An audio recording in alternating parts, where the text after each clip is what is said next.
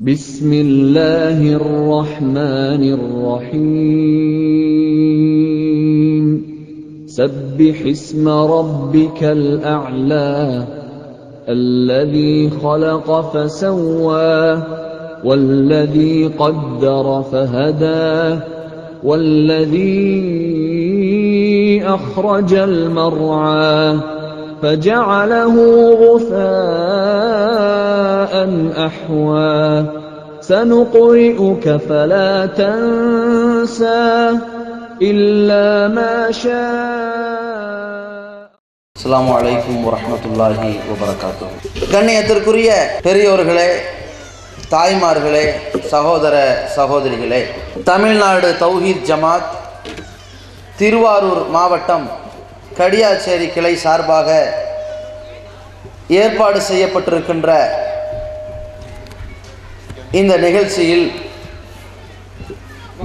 உலகமே திரும்பி பார்க்கும் இவர் யார் என்கின்ற தலைப்பு வழங்கப்பட்டிருக்கிறது.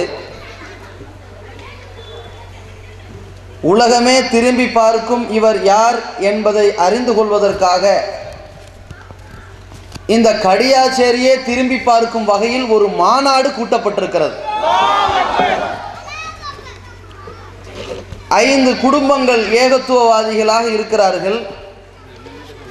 இவர்களை ஊர் நீக்கம் செய்துவிட்டால், ஓரம் கட்டி ஒடுக்கி முடக்கி வைத்துவிட்டால், இன்றோடு இந்த ஏகத்துவவாதிகள் கூண்டோடு கலைந்து விடுவார்கள், பின்வாங்கி ஓடி விடுவார்கள் என்கின்ற கனவு கோட்டையை உடைத்து தகர்த்து ஒரு மாநாடு இங்கே இந்த கடியாச்சேரியை அல்லாஹ்வின் கிருபையினால் திரும்பி பார்க்க வைத்திருக்கிறது. இந்த கூட்டத்திலே உலகமே திரும்பி பார்க்கக்கூடிய ஒருவரை பற்றி, அவர்களுடைய உன்னதமான வரலாற்றை பற்றி அறிந்து கொள்வதற்காக நாம் ஒன்று குழும்பி இருக்கின்றோம். பொதுவாக ஒருவர், ஒட்டுமொத்த உலகமே அந்த நபரை திரும்பி பார்க்கும் வகையில், அப்படி அவர் பெரிய ஒரு கோடீஸ்வரராக திகழ்ந்து விளங்கினாரா என்று பார்த்தால், பல கோடிக்கும் அதிபதியாக இருக்கக்கூடிய பில்கேட்ஸை தாண்டி 200 கோடிக்கும் மேற்பட்ட மக்களின் உள்ளங்களுக்கு சொந்தக்காரர்களாக இருக்கக்கூடிய ஒருவர், மலைகளை புரட்டி போட்டு சாகசம் புரிந்ததை விட 200 கோடி மேற்பட்ட மக்களுடைய மனங்களை புரட்டி போட்ட அல்லாஹ்வின் கிருபையினால் இந்த உலகத்திற்கு அனுப்பப்பட்ட ஒருவர். இந்த உலக சரித்திரத்தில் ஏராளமான தியாகங்களையும் சீர்திருத்தங்களையும் சமுதாயத்திற்கு செம்மையான கருத்துக்களையும் போதனை செய்வதோடு பல்வேறு புரட்சிகளை ஏற்படுத்தி காட்டிய அந்த 100 பேர் என்ற ஒரு தலைப்பில் ஒரு கிறிஸ்தவ பேரறிஞர் மைக்கேல் ஹார்ட் என்பவர் ஒரு புத்தகத்தை வெளியிடுகிறார். அந்த புத்தகத்திலே பல மதத்தவர்கள் தங்கள் உயிரை விட மேலாக கருதக்கூடிய கடவுளாக கற்பனை செய்யப்பட்ட எத்தனையோ பேர் இடம்பெறுகிறார்கள். அந்த 100 பேரில் ஒட்டுமொத்த உலக வரலாற்றை புரட்டி போட்ட பட்டியலில் உள்ள, ஒட்டுமொத்த உலக மாந்தர்களுக்கு சீர்திருத்த கருத்துக்களை சொன்னவர்களுடைய பட்டியலில் உள்ள அந்த 100 பேரில் முதல் இடத்தில், அதாவது ஒட்டுமொத்த உலகமும் இந்த 100 பேரை திரும்பி பார்க்கிறது. அந்த 100 பேரில் 99 பேரும் அந்த ஒட்டுமொத்த உலகமும் சேர்ந்து இந்த முதல் இடத்தில் உள்ளவரை திரும்பி பார்த்திருக்கிறார்கள். அப்படிப்பட்ட ஒருவர் தான் அன்னலம் பெருமகனார் நபிகள் நாயகம் ஸல்லல்லாஹு அலைஹி வஸல்லம் அவர்கள். இந்த உலக மாந்தர்களை சற்று திரும்பி பார்க்க வைத்த இந்த தூதர் நபி ஸல்லல்லாஹு அலைஹி வஸல்லம் அவர்களுடைய வாழ்க்கை, அவர்களுடைய வரலாறு அப்படி என்ன ஒரு மாற்றத்தையும் சீர்திருத்தத்தையும் புரட்சியையும் ஏற்படுத்தியது, எதனால் இவர் முதலிடத்தை வகித்தார் என்பதை பற்றி அந்த மைக்கேல் ஹார்ட் சொல்கிறார். அவர் நபிகள் நாயகம் ஸல்லல்லாஹு அலைஹி வஸல்லம் அவர்களை முதல் இடத்தில் முத்திரை பதித்த உடனேயே கிறிஸ்தவ உலகத்தில் மிகப்பெரிய ஒரு கொந்தளிப்பை பெற்றார். ஏனென்று சொன்னால், அவர்கள் கடவுளாக நேசிக்கின்ற இயேசுவை கூட முதலிடத்திற்கு கொண்டு வராமல் அவரை பின்னுக்கு தள்ளிவிட்டு இந்த முகமது அவர்களை முதலிடத்திற்கு கொண்டு வந்திருக்கிறீர்கள் என்றால் என்ன காரணம் என்று கேட்கிறார்கள். அதற்கு இந்த மைக்கேல் ஹார்ட் சொன்னார், இந்த உலகத்தில் ஆன்மீக போதனை என்கின்ற ஒரு துறையை மட்டும் தேர்ந்தெடுத்து சிலர் சீர்திருத்த கருத்துக்களை சொன்னார்கள். அப்படி சொன்னவர்களில் ஒருவர் தான் இயேசு. ஆனால் ஆன்மீகம் என்ற ஒரு துறையையும் கையில் எடுத்துக்கொண்டு, அரசியல் அதிகாரம் என்கிற இன்னொரு துறையையும் எடுத்துக்கொண்டு, பல துறைகளில் மன்னனாக திகழ்ந்து விளங்கிய இந்த முகம்மதை நான் முதல் இடத்தில் கொண்டு வந்ததில் பெருமைப்படுகிறேன் என்று சொன்னார். அப்படிப்பட்ட நபிகள் நாயகம் ஸல்லல்லாஹு அலைஹி வஸல்லம் அவர்களுடைய வாழ்க்கையை அறிந்து கொள்வதற்காக இந்த கூட்டம் ஏற்பாடு செய்யப்பட்டிருக்கிறது. இந்த கூட்டம் ஏற்பாடு செய்யப்பட்ட சில காரணத்தை உங்கள் முன்னால் நாம் விளக்கிவிட்டு இந்த செய்திகளுக்கு வந்து விடுவோம்.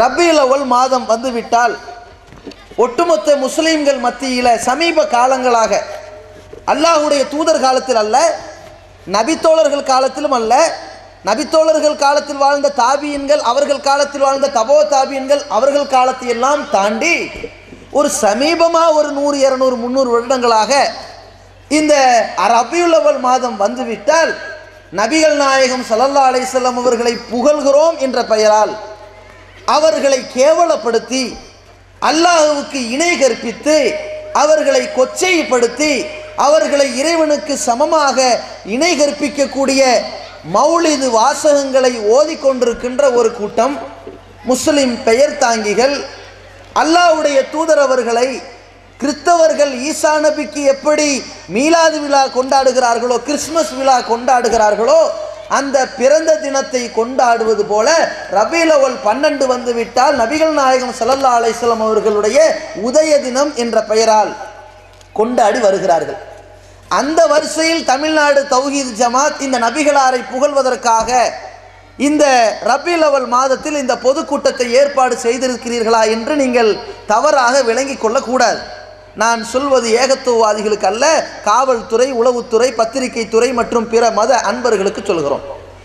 இது ரபியுல் அவ்வல் மாதமாக இருந்தாலும், ரபியுல் ஆஹிர் மாதமாக இருந்தாலும், சஃபருடைய மாதமாக இருந்தாலும், எந்த மாதமாக இருந்தாலும் நபிகள் நாயகம் ஸல்லல்லாஹு அலைஹி வஸல்லம் அவர்களுடைய உன்னத வாழ்க்கையை இந்த உலகத்திற்கு எடுத்து சொல்ல வேண்டிய நிர்பந்தத்திற்கு நாங்கள் தள்ளப்பட்டதற்கான ஒரு பின்னணி இருக்கின்றது. அந்த பின்னணி தான் கடந்த செப்டம்பர் 11ஆம் தேதி அகில உலகத்திலும் ஒட்டுமொத்த முஸ்லிம்களுடைய உயிரை விட மேலாக மதிக்கப்படுகின்ற நபிகள் நாயகம் ஸல்லல்லாஹு அலைஹி வஸல்லம் அவர்களை கொச்சைப்படுத்தி ஒரு திரைப்படம் வெளியிட்ட இந்த அமெரிக்க நாய்களை கண்டித்து ஒரு ஆர்ப்பாட்டம் ஆப்கானிஸ்தானிலும், எகிப்திலும், ஓமனிலும், இதை தாண்டி இந்தியாவிலே தமிழகத்திலும், இதை தாண்டி பாகிஸ்தானில், ஈரானில், ஈராக்கில், இலங்கை போன்ற உலக நாடுகளில் மிகப்பெரிய கொந்தளிப்பை ஏற்படுத்திய அந்த நபி ஸல்லல்லாஹு அலைஹி வஸல்லம் அவர்களுக்கு அவப்பெயரை கற்பித்த அந்த திரைப்படத்தை வெளியிட்டவர்கள் மீது கடும் நடவடிக்கை எடுக்க வேண்டும் என்று சொல்லி ஒரு களம் இறங்கியது இந்த தமிழ்நாடு தௌஹீத் ஜமாத். அதே நேரத்தில் எந்த தூதர் ஒழுக்க சீலராக வாழ்ந்து காட்டினாரோ அந்த தூதரை ஒரு காமுகராக தவறாக சித்தரித்த இந்த கொடுமைக்காரர்களுக்கு எதிராக களமிறங்கிய இந்த ஜமாத், எந்த தூதர் சமூக நல்லிணக்கத்தின் ஒரு சங்கமமாக திகழ்ந்தார்களோ அந்த தூதரை ஒரு வன்முறையாளர்களாக, ஒரு தீவிரவாதியாக சித்தரித்திருக்கிறதோ அப்படிப்பட்ட அயோக்கியர்களை அம்பலப்படுத்தக்கூடிய ஒரு களத்தில் இறங்கிய இந்த ஜமாத் இன்னொரு ஆயுதத்தையும் கையில் எடுத்தது. அது என்ன ஆயுதம் தெரியுமா? கடந்த 20 ஆண்டுகளுக்கு முன்னால் இந்த அமெரிக்கர்கள் ஒரு திட்டத்திற்கு வந்தார்கள்.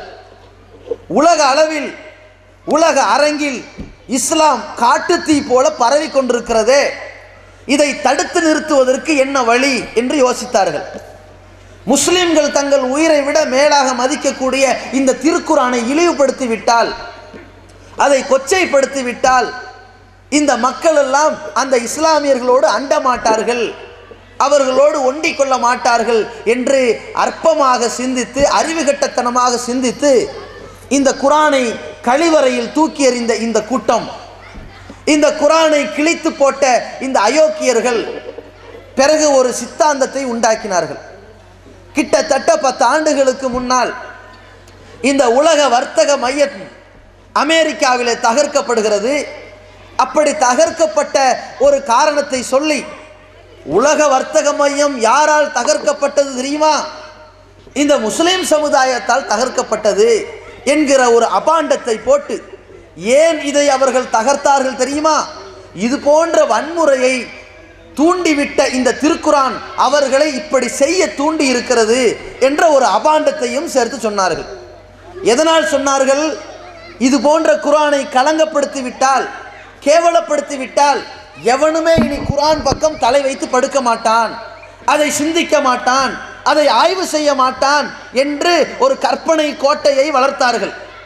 ஆனால் அந்த கோட்டையை உடைத்தெறியும் முகமாக இந்த திருக்குர்ஆன் அதற்கு பிறகுதான் மக்களிடத்தில் மிகப்பெரிய ஒரு தாக்கத்தையும் ஒரு தாக்குதலையும் ஏற்படுத்தியது. அவர்களுடைய உள்ளத்தை ஊடுருவி சென்றது. இந்த உலக அரங்கிலே இணையதளங்களில் அதிகமாக தேடப்படுகின்ற ஒரு வேதம், அதில் முதலிடம் பிடித்தது இந்த திருமறை குர்ஆன். எந்த குர்ஆனை இவர்கள் ஒடுக்கி, அதை முடக்கி, அதை புதைக்கலாம் என்று நினைத்தார்களோ அந்த திருக்குர்ஆன் உயர்ந்த எல்லா லைப்ரரிகளிலும் நூலகங்களிலும் விற்பனைக்கு போய் காலியாக போன ஒரு நூலாக போனது. அதே நேரத்தில் எந்த திருக்குர்ஆனை நீங்கள் இழிவுபடுத்தினீர்களோ அந்த திருக்குர்ஆனை லட்சோப லட்சம் பிரதிகள் தமிழ்லையும் ஆங்கிலத்திலையும் கன்னடத்திலையும் மலையாளத்திலையும் தெலுங்குலையும் பிரெஞ்சிலையும் ஜெர்மனி மொழியிலையும் உலகளாவிய எல்லா மொழிகளிலும் லட்சோப லட்ச திருக்குர்ஆன் பிரதிகள் அச்சிடப்பட்டு காலியான ஒரு சமுதாய புரட்சி இந்த 10 ஆண்டில் நடந்திருக்கிறது. அப்ப இவர்களுடைய கங்கணம் ஆடி போயிருத்தா? இவர்களுடைய திட்டமெல்லாம் ஏமாற்றம் அடைந்து விட்டதா? பிறகு ஒரு குண்டை போட்டார்கள். அதுதான் நபிகள் நாயகம் ஸல்லல்லாஹு அலைஹி வஸல்லம் அவர்களை இழிவுபடுத்தி விட்டால் இனிமேல் நபிகள் நாயகத்தை போற்றி புகழ்ந்து எவனும் கிட்ட போக மாட்டான் என்று நினைத்தார்கள். ஆனால் இது யாரோடு இவர்கள் செய்கிற யுத்தம் தெரியுமா? படைத்த ரப்புல் ஆலமீன் இடத்திலே செய்கிற யுத்தம். அல்லாஹ் குறிப்பிடுகிறான், ஓ மக்கரு, இவர்கள் சூழ்ச்சி செய்கிறார்கள். ஓ மக்கரல்லா, அல்லாஹ்வும் சூழ்ச்சியை முறியடிப்பான். வல்லாஹு கைருல் மாக்கிரீன், சூழ்ச்சியை முறியடிக்கிறதுல அல்லாஹ் தலை சிறந்தவனாக இருக்கின்றான். எப்படிப்பட்ட தலை சிறப்பு தெரியுமா? யுரீதூன லியுத்ஃபிஊ நூரல்லாஹி பிஅஃவாஹிஹிம், தங்கள் நாவுகளால் அல்லாஹ்வின் ஒளியை ஊதி அணைத்து விடலாம் என்று இவர்கள் நினைக்கிறார்கள். வல்லாஹு முத்திம்மு நூரிஹி, அல்லாஹ் தனது ஒளியை, இந்த சத்திய இஸ்லாத்தை பரிபூரணப்படுத்தியே தீர்வான். வலவு கரிகள் காஃபிரூன், இந்த பாவிகள் நினைத்தாலும் வெறுத்தாலும், அவர்கள் புறக்கணித்தாலும் சதித்திட்டம் தீட்டினாலும் இறைவன் இந்த ஒளியை இந்த உலகளாவிய அளவில் வெளிச்சம் போட்டு காட்டுவான் என்று இந்த தத்துவத்தை இந்த ஜமாத் கையில் எடுத்தது. எப்படி? ஒரு பக்கம் ஆர்ப்பாட்ட அலையில் கொந்தளித்த இந்த ஜமாத் பிறகு ஒரு திட்டம் தீட்டியது. தமிழகத்திலும் அண்டை மாநிலங்களிலும் உலக நாடுகளிலும் இந்த ஜமாத்தினுடைய கிளைகளும் மாவட்டங்களும் மண்டலங்களும் எப்படி பறந்து விரிந்திருக்கிறதோ நம் சக்திக்கு உட்பட்டவாறு இந்த ஜமாத் ஒரு முடிவெடுத்தது. நபிகள் நாயகம் ஸல்லல்லாஹு அலைஹி வஸல்லம் அவர்களுடைய உன்னதமான வாழ்வை, சிறப்புமிக்க வரலாறை, இந்த உலகத்தில் மாற்றி போட்ட ஒரு சரித்திர படைப்பை, அந்த புரட்சியை இந்த உலகத்திற்கு எடுத்து சொல்லக்கூடிய ஒரு மாதம் நவம்பர் மாதம் என்று அறிவித்தோம். ஆனால் இந்த நபி ஸல்லல்லாஹு அலைஹி வஸல்லம் அவர்களை இழிவுபடுத்தி அவர்கள் பிரச்சாரம் செய்தது, அந்த திரைப்படத்தை வெளியிட்டது, அதை பார்த்தவர்கள் வேண்டுமானால் சில லட்சங்கள் இருக்கலாம். ஆனால் அல்லாஹ்வுடைய தூதரின் உன்னதமான வாழ்க்கையை உலகளாவிய அளவில் நாம் எடுத்து வைத்தோம் பல கோடிக்கணக்கான மக்களிடத்தில்.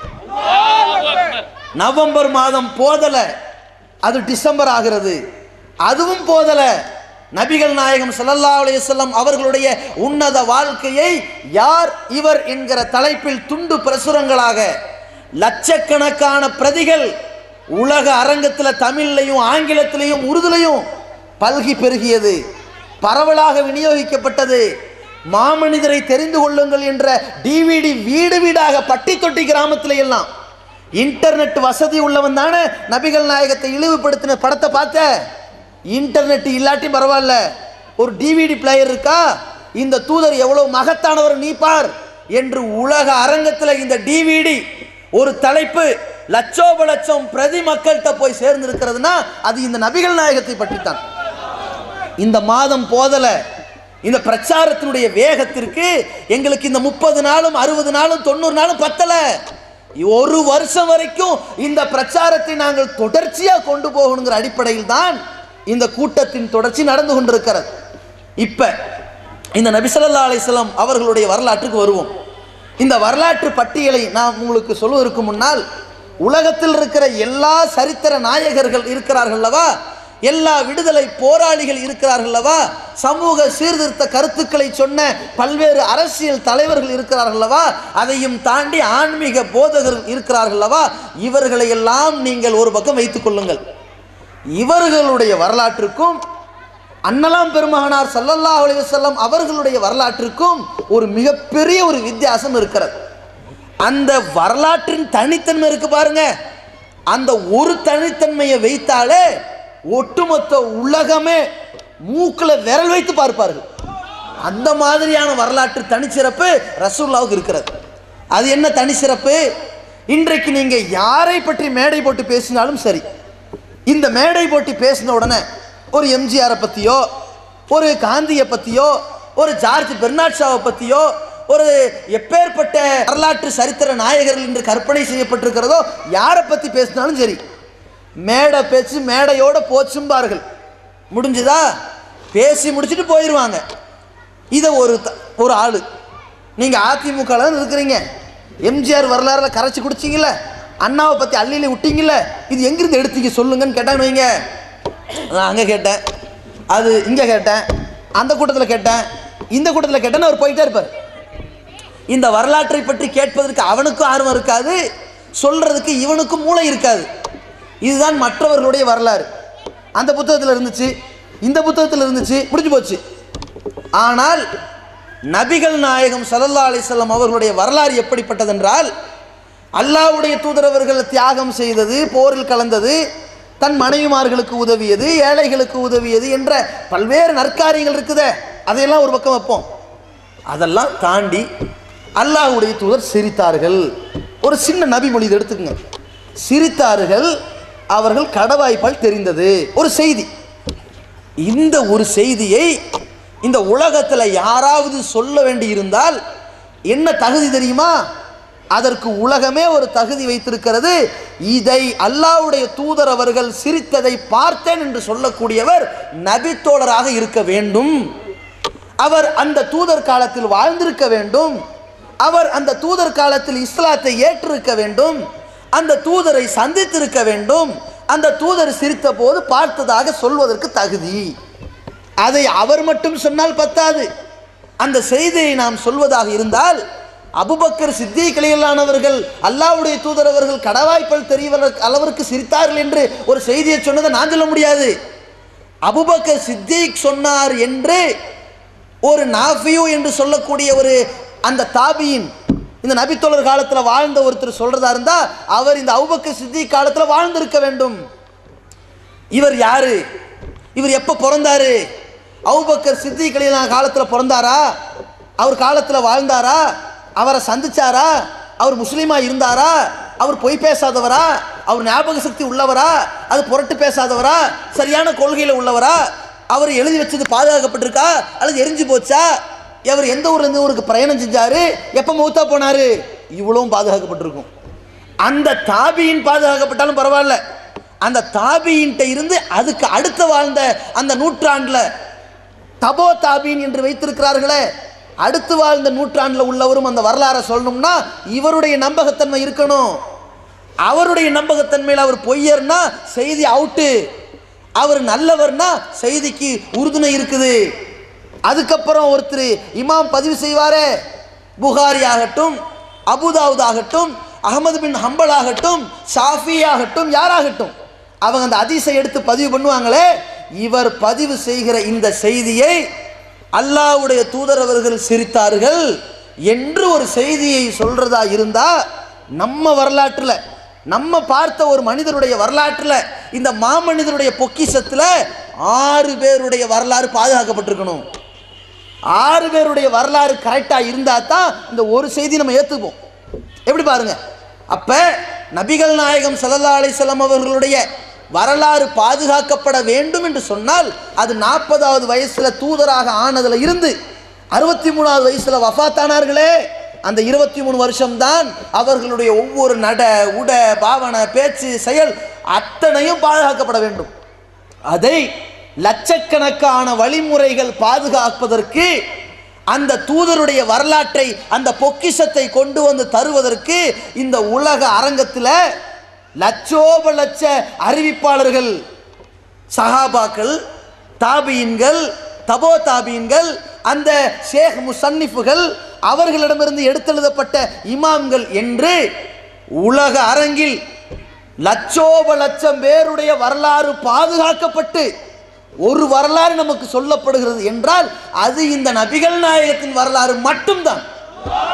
அப்படிப்பட்ட அந்த ரத்தின சுருக்கத்தை, அந்த 23 ஆண்டு கால வாழ்க்கையினுடைய இன்பமயமான அந்த சரித்திர புரட்சியை, அவர்களுடைய வரலாற்றை பொடம்போட்ட தங்கம் மாதிரி நம்ம இடத்துல கொண்டு வந்து, அந்த 916 கேடிஎம்னு சொல்வார்களே, அது மாதிரி நம்ம இடத்துல பப்பளுக்கட்டு அப்படி தகரம் இல்லாமல் சேதாரம் இல்லாமல் கரெக்டாக கொண்டு வந்து அந்த சொக்க தங்கத்தை கொண்டு வந்து நம்மள்கிட்ட சேர்த்து இருக்கிறார்கள். அதுலேயும் சில பித்தளைகளை கலந்தால் எச்சரிக்கை ஊட்டி இருக்கிறார்கள். எந்த அளவிற்கு, மன் கதப அலைய முத்தஅம்மிதன் ஃபல்யதபவ்வ மக்அதஹு மினன்னார், யார் என் மீது வேண்டுமென்றே பொய் சொல்கிறானோ அவன் தன் இடத்தை நரகமாக்கி கொள்ளட்டும் ரசூலுல்லாஹ் சொன்னாங்க. எனவே இந்த ஹதீஸ் பலகீனம், இது இட்டுக்கட்டப்பட்டது, இது சங்கிலி தொடர் போயிருச்சு, இந்த ஹதீஸுக்கு அறிவிப்பாளர் வரிசை இல்லை என்றெல்லாம் பித்தளைகளை தள்ளிவிட்டு வைரத்தை தூக்கி கொடுத்திருக்கின்ற ஒரு வரலாறு தான் நபிகள் நாயகம் ஸல்லல்லாஹு அலைஹி வஸல்லம் அவருடைய வரலாறு. இந்த வரலாறுல அல்லாஹ்வுடைய தூதர் அவர்களுடைய 2 கட்ட வாழ்க்கையை நம்ம எடுத்துக்கொள்வோம். இந்த 2 கட்ட வாழ்க்கை இந்த உலகத்தில் எவ்வளோ பெரிய தாக்கத்தை உண்டாக்குச்சு என்பதை தெரிந்து கொள்ளலாம். முதல் வாழ்க்கை 1440 ஆண்டுகளுக்கு முன்னால் மக்கமா நகரத்தில் அப்துல்லா ஆமினா என்ற தம்பதிக்கு பிறந்தவர் தான் இந்த முகம்மது. இந்த முகம்மது இறை தூதராக தன்னுடைய 40வது வயதில் அந்த பட்டத்தை பெறுகிறார்கள். அந்த 40வது வயதிற்கு முன்னால் 25வது வயதில் அன்னை ஹதீஜா அவர்களை திருமணம் முடிக்கிறார்கள். அந்த 25வது வயதிலிருந்து 40வது வயது வரைக்கும் ஒரு மிகப்பெரிய சீமானாக திளைக்கிறார்கள். அந்த மக்களிடத்தில் நேர்மை, அவர்களிடத்தில் நல்லொழுக்கம், அவர்களிடத்தில் நியாயமான பேச்சு முறைகள், இவர்களுடைய ஒழுக்கமான வாழ்வியல் தத்துவங்கள், இவர்களுடைய செல்வாக்கான அந்த வாழ்க்கை ஒரு மிகப்பெரிய செல்வந்தராக, ஒரு நல்ல வியாபாரியாக அல்லாஹ்வுடைய தூதர் அவர்கள் மக்களிடத்தில் ஜொலித்தார்கள். தன்னுடைய 40வது வயதில் தூதுத்துவம் பெற்றதற்கு பிறகு ஒரு ஆன்மீக தலைவராக மக்களிடத்தில் காட்சியளித்தார்கள். சரி, அந்த ஆன்மீக தலைவர் எப்படி வாழ்ந்தார் என்று பார்ப்பதற்கு முன்னால் இன்றைக்கு உள்ள ஆன்மீக தலைவர்களை நீங்கள் ஒரு கண் முன்னால் வைத்துக் கொள்ளுங்கள். எப்படி இருப்பார்கள்? இன்றைக்கு உள்ள ஆன்மீக தலைவர்கள் அத்தனை பேரையுமே நீங்கள் நேரில் பார்த்தீங்கன்னா பின்னாடி ஒரு லைட் இருக்கும், ஃபோட்டோவில் பார்த்தீங்கன்னா பின்னாடி ஒரு ஒளிவட்டம் இருக்கும். அதுலேருந்து அவங்க என்ன சொல்ல வராங்க தெரியுதா? நான் மனிதன், எனக்கு பின்னால் ஒரு ஒளி இருக்குல்ல, அதுதான் கடவுள். நீங்கள் ஏன்ட்ட வந்தீங்கன்னா இந்த ஒளிக்கு உங்கள்கிட்ட கூட்டிகிட்டு போயிடுவேன். அந்த கடவுளுடைய பிரதிநிதியாக, ரெப்ரசன்டேட்டிவாக நான் இருக்கிறேன். ஏன் காலில் விழுந்தீங்கன்னா கடவுள் காலில் விழுந்த மாதிரி, என்ன திருப்திப்படுத்தினீங்கன்னா கடவுளை திருப்திப்படுத்தின மாதிரி, எனக்கு நீங்கள் கட்டுப்பட்டு நடந்தீங்கன்னா கடவுளை கட்டுப்பட்ட மாதிரி என்றெல்லாம் அவர் சொல்லி வைத்து கொண்டு இவர் இருப்பார். அப்புறம் என்ன செய்வார்?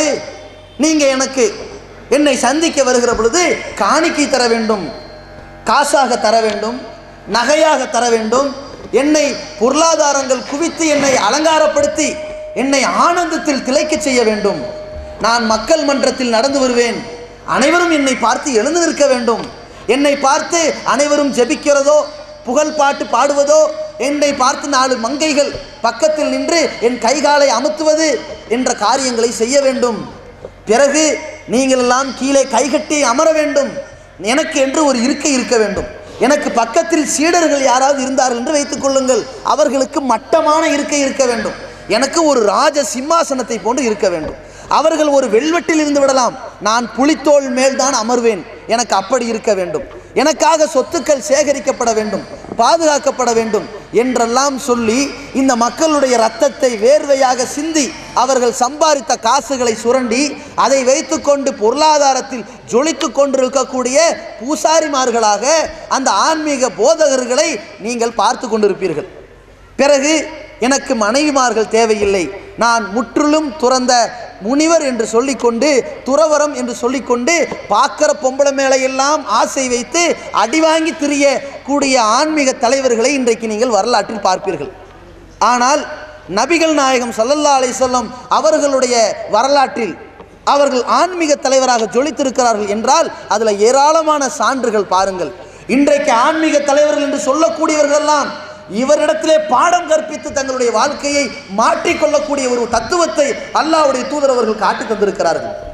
என்னவென்றால், நபிகள் நாயகம் ஸல்லல்லாஹு அலைஹி வஸல்லம் அவர்கள் எப்படி கோடீஸ்வரராக இருந்தார்களோ, செல்வந்தராக திளைத்தார்களோ, அந்த நபி ஸல்லல்லாஹு அலைஹி வஸல்லம் அவர்கள் அல்லாஹ் ஒருவன் தான் கடவுள், நான் அல்லாஹ்விடமிருந்து அனுப்பப்பட்ட ஒரு தூதர், அந்த இறைவனை நீங்கள் வணங்குங்கள், அவனுக்கு இணை வைக்காதீர்கள், அந்த இறைவனுக்கு நீங்கள் அஞ்சி வாழ்க்கை நடத்துங்கள், உங்கள் பெற்றோர்களை நோவினை செய்யாதீர்கள், உங்கள் பிள்ளைகளை ஒழுக்கத்தோடு உருவாக்குங்கள் என்கின்ற தத்துவங்களை எல்லாம் சொல்ல ஆரம்பித்தார்.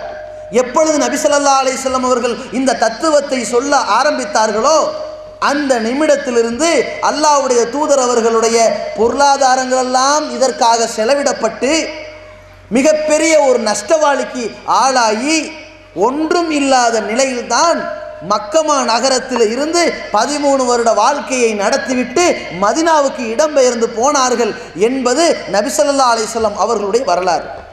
ஆன்மீகத்தை சொன்னால் கோடீஸ்வரன் ஆகிவிடுவான் என்பது இன்றைய ஆன்மீகவாதிகள் நிலை. உண்மை ஆன்மீகத்தை சொன்னால், சத்திய இஸ்லாத்தை சொன்னால் அவன் ஓட்டாண்டியாகத்தான் போவான் என்பது நபிகள் நாயகத்தினுடைய வாழ்க்கை தந்த ஒரு தத்துவம்.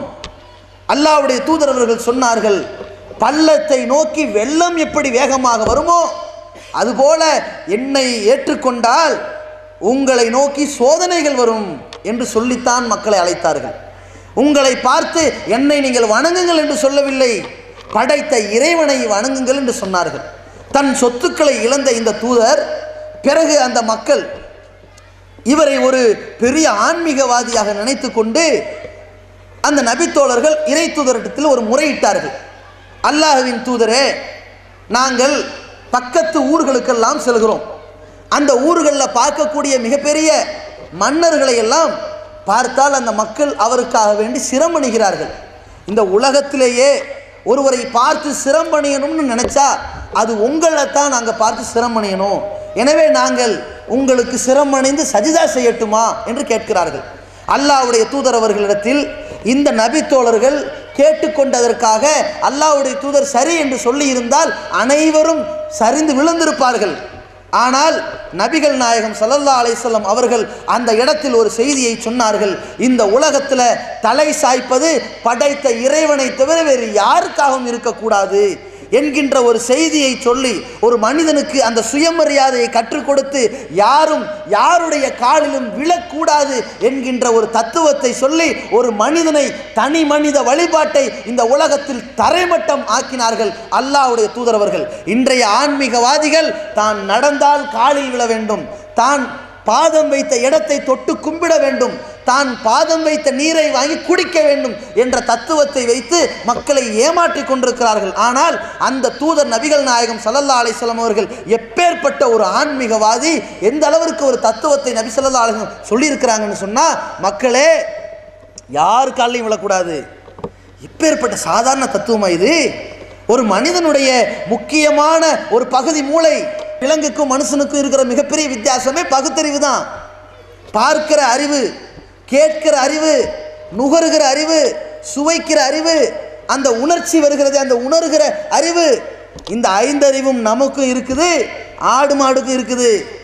இதையெல்லாம் தாண்டி சிந்திக்கிற பகுத்தறிவு மனுஷனுக்கு மட்டும்தான் இருக்கிறது. ஆனால் இந்த ஆறறிவும் சேர்ந்து உடல்ல இருக்கிற ஒரு முக்கியமான பகுதி இந்த தலை. இந்த தலை கிரீடத்தை கொண்டு போய் எந்த மனுஷனுக்கும் கீழே வச்சிடாத, எந்த படைப்பினத்துக்கு கீழே வச்சிடாத. இந்த கிரீடத்தை நீ சாய்க்கிறதா இருந்தா இந்த கிரீடத்தை உண்டாக்குனானே அவனுக்கு தான் சாய்க்கணும் என்று சொன்னாரே, இவர்தான் உண்மையான ஆன்மீகவாதி. அதே நேரத்தில் நபிகள் நாயகம் ஸல்லல்லாஹு அலைஹி வஸல்லம் அவர்கள் எப்படிப்பட்ட ஒரு தத்துவத்தை மக்களுக்கு சொன்னார்கள்? அந்த தத்துவத்தை சொன்னதற்காக ஏதாவது வெகுமதி வாங்கினார்களா? இல்லை. வாங்காம இருந்தது மட்டும் இல்லை, வாங்க மாட்டேன் என்று பிரகடனம் செய்தார்கள். அப்படி எவனாவது சொல்ல முடியுமா இந்த உலகத்தில்? எப்படி முன்னறிவிப்பு செய்வார்கள் தெரியுமா?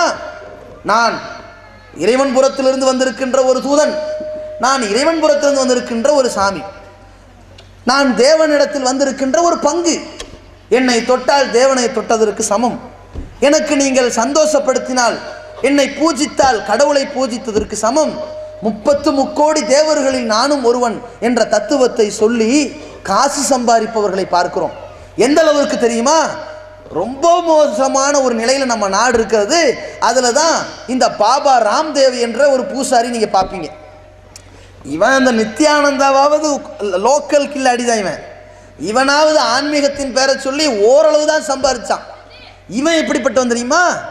ஊருக்கெல்லாம் உபதேசம், லஞ்சத்தை ஒழிக்க போகிறேன், உண்ணாவிரதம் இறக்க போகிறேன் அப்படிங்கிறான்.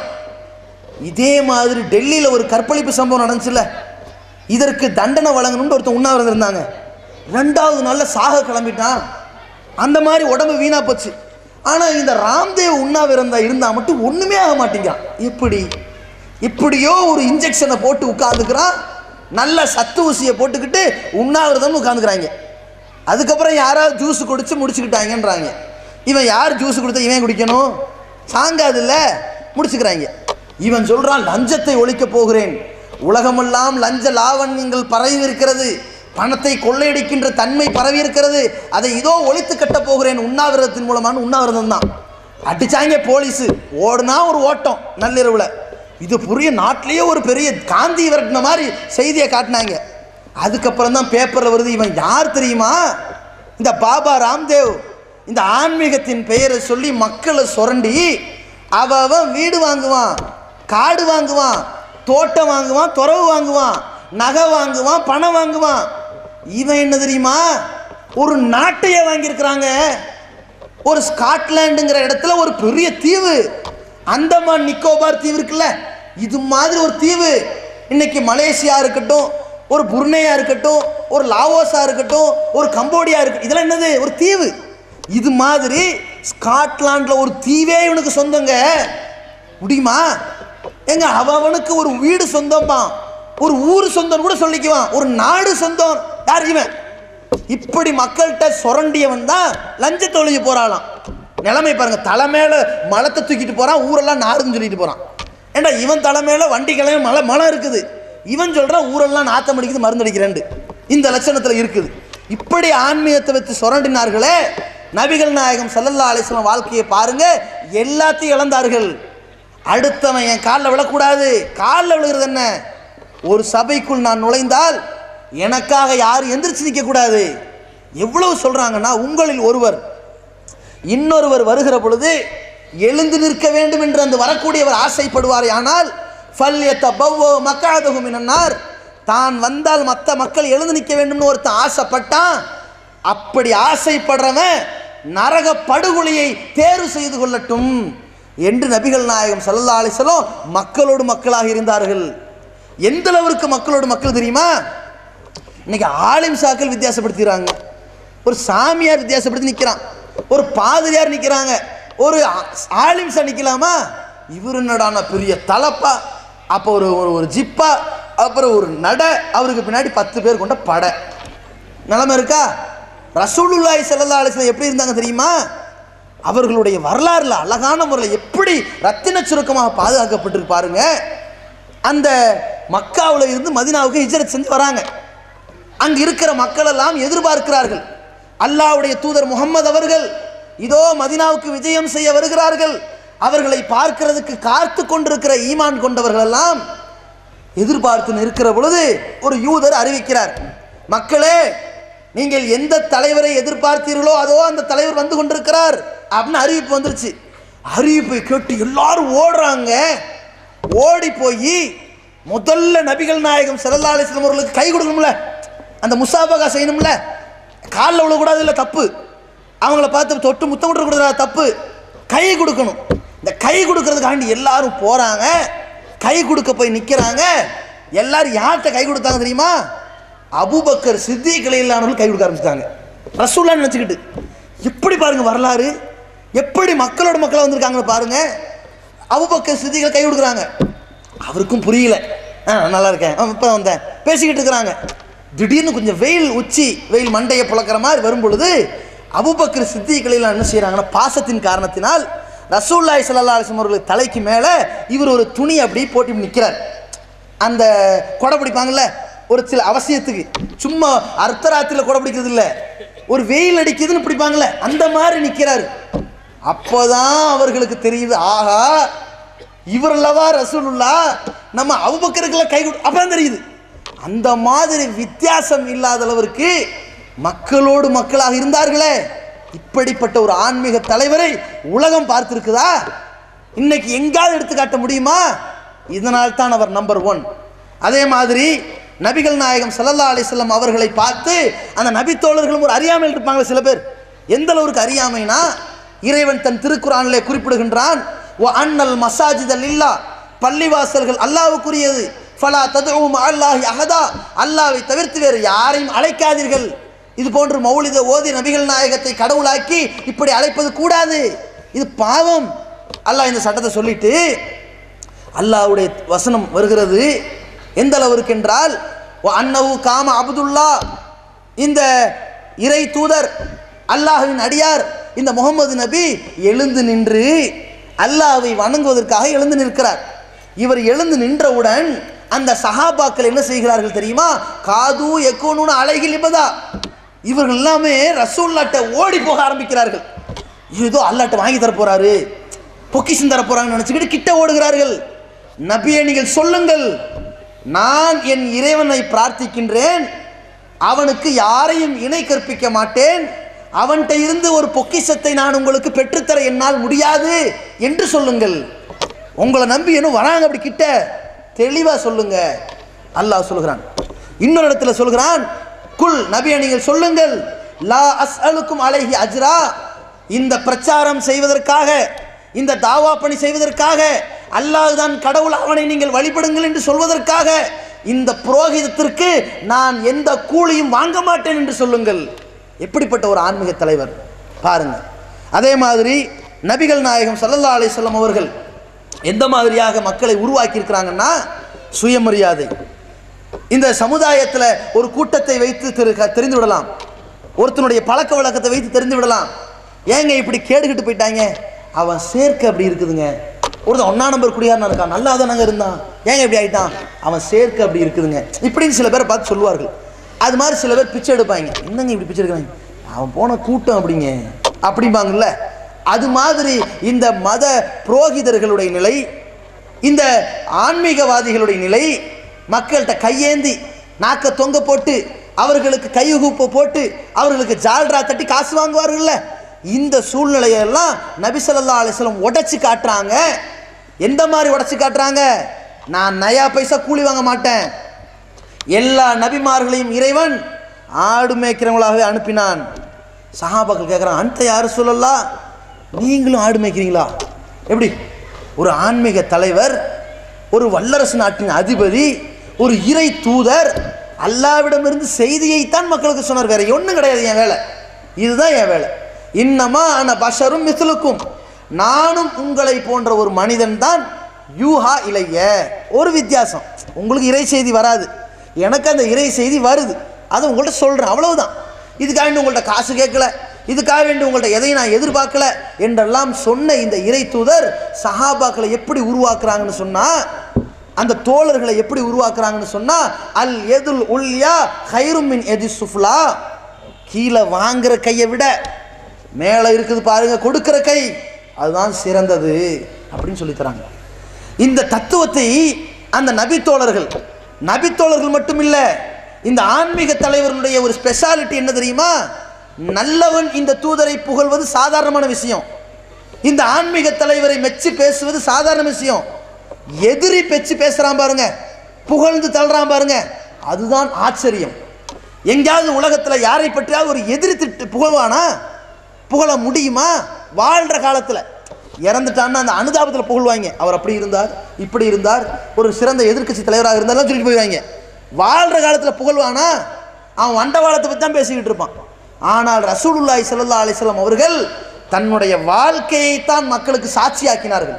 லக்கது லபிஸ்து ஃபீக்கும் உமரம் மின் கப்லிஹி, மக்களே உங்களுக்கு முன்னால் பல வருடம் வாழ்ந்திருக்கின்றேன். அஃபலா தாக்கிலூன், நீங்கள் சிந்திக்க மாட்டீங்களா? நானா பொய் சொல்கிறவன், நானா சூனியம் வச்சவன், நானா ஏமாத்துறவன்? யோசிச்சு பாருங்க, நான் சொல்கிறது பொய்யா இருக்குமா? இதுக்கு முன்னாடி பொய் சொல்லி நான் பிடிபட்டிருக்கிறேனா? உங்களை ஏமாத்திருக்கிறேனா? உங்களுக்கு நம்பிக்கை துரோகம் பண்ணியிருக்கிறேனா? என்ன பொய்யா நீங்கள் இப்படி கேட்குறாங்க. எவ்வளவு நாணயமாக இருந்தால் அப்படி கேட்க முடியும்?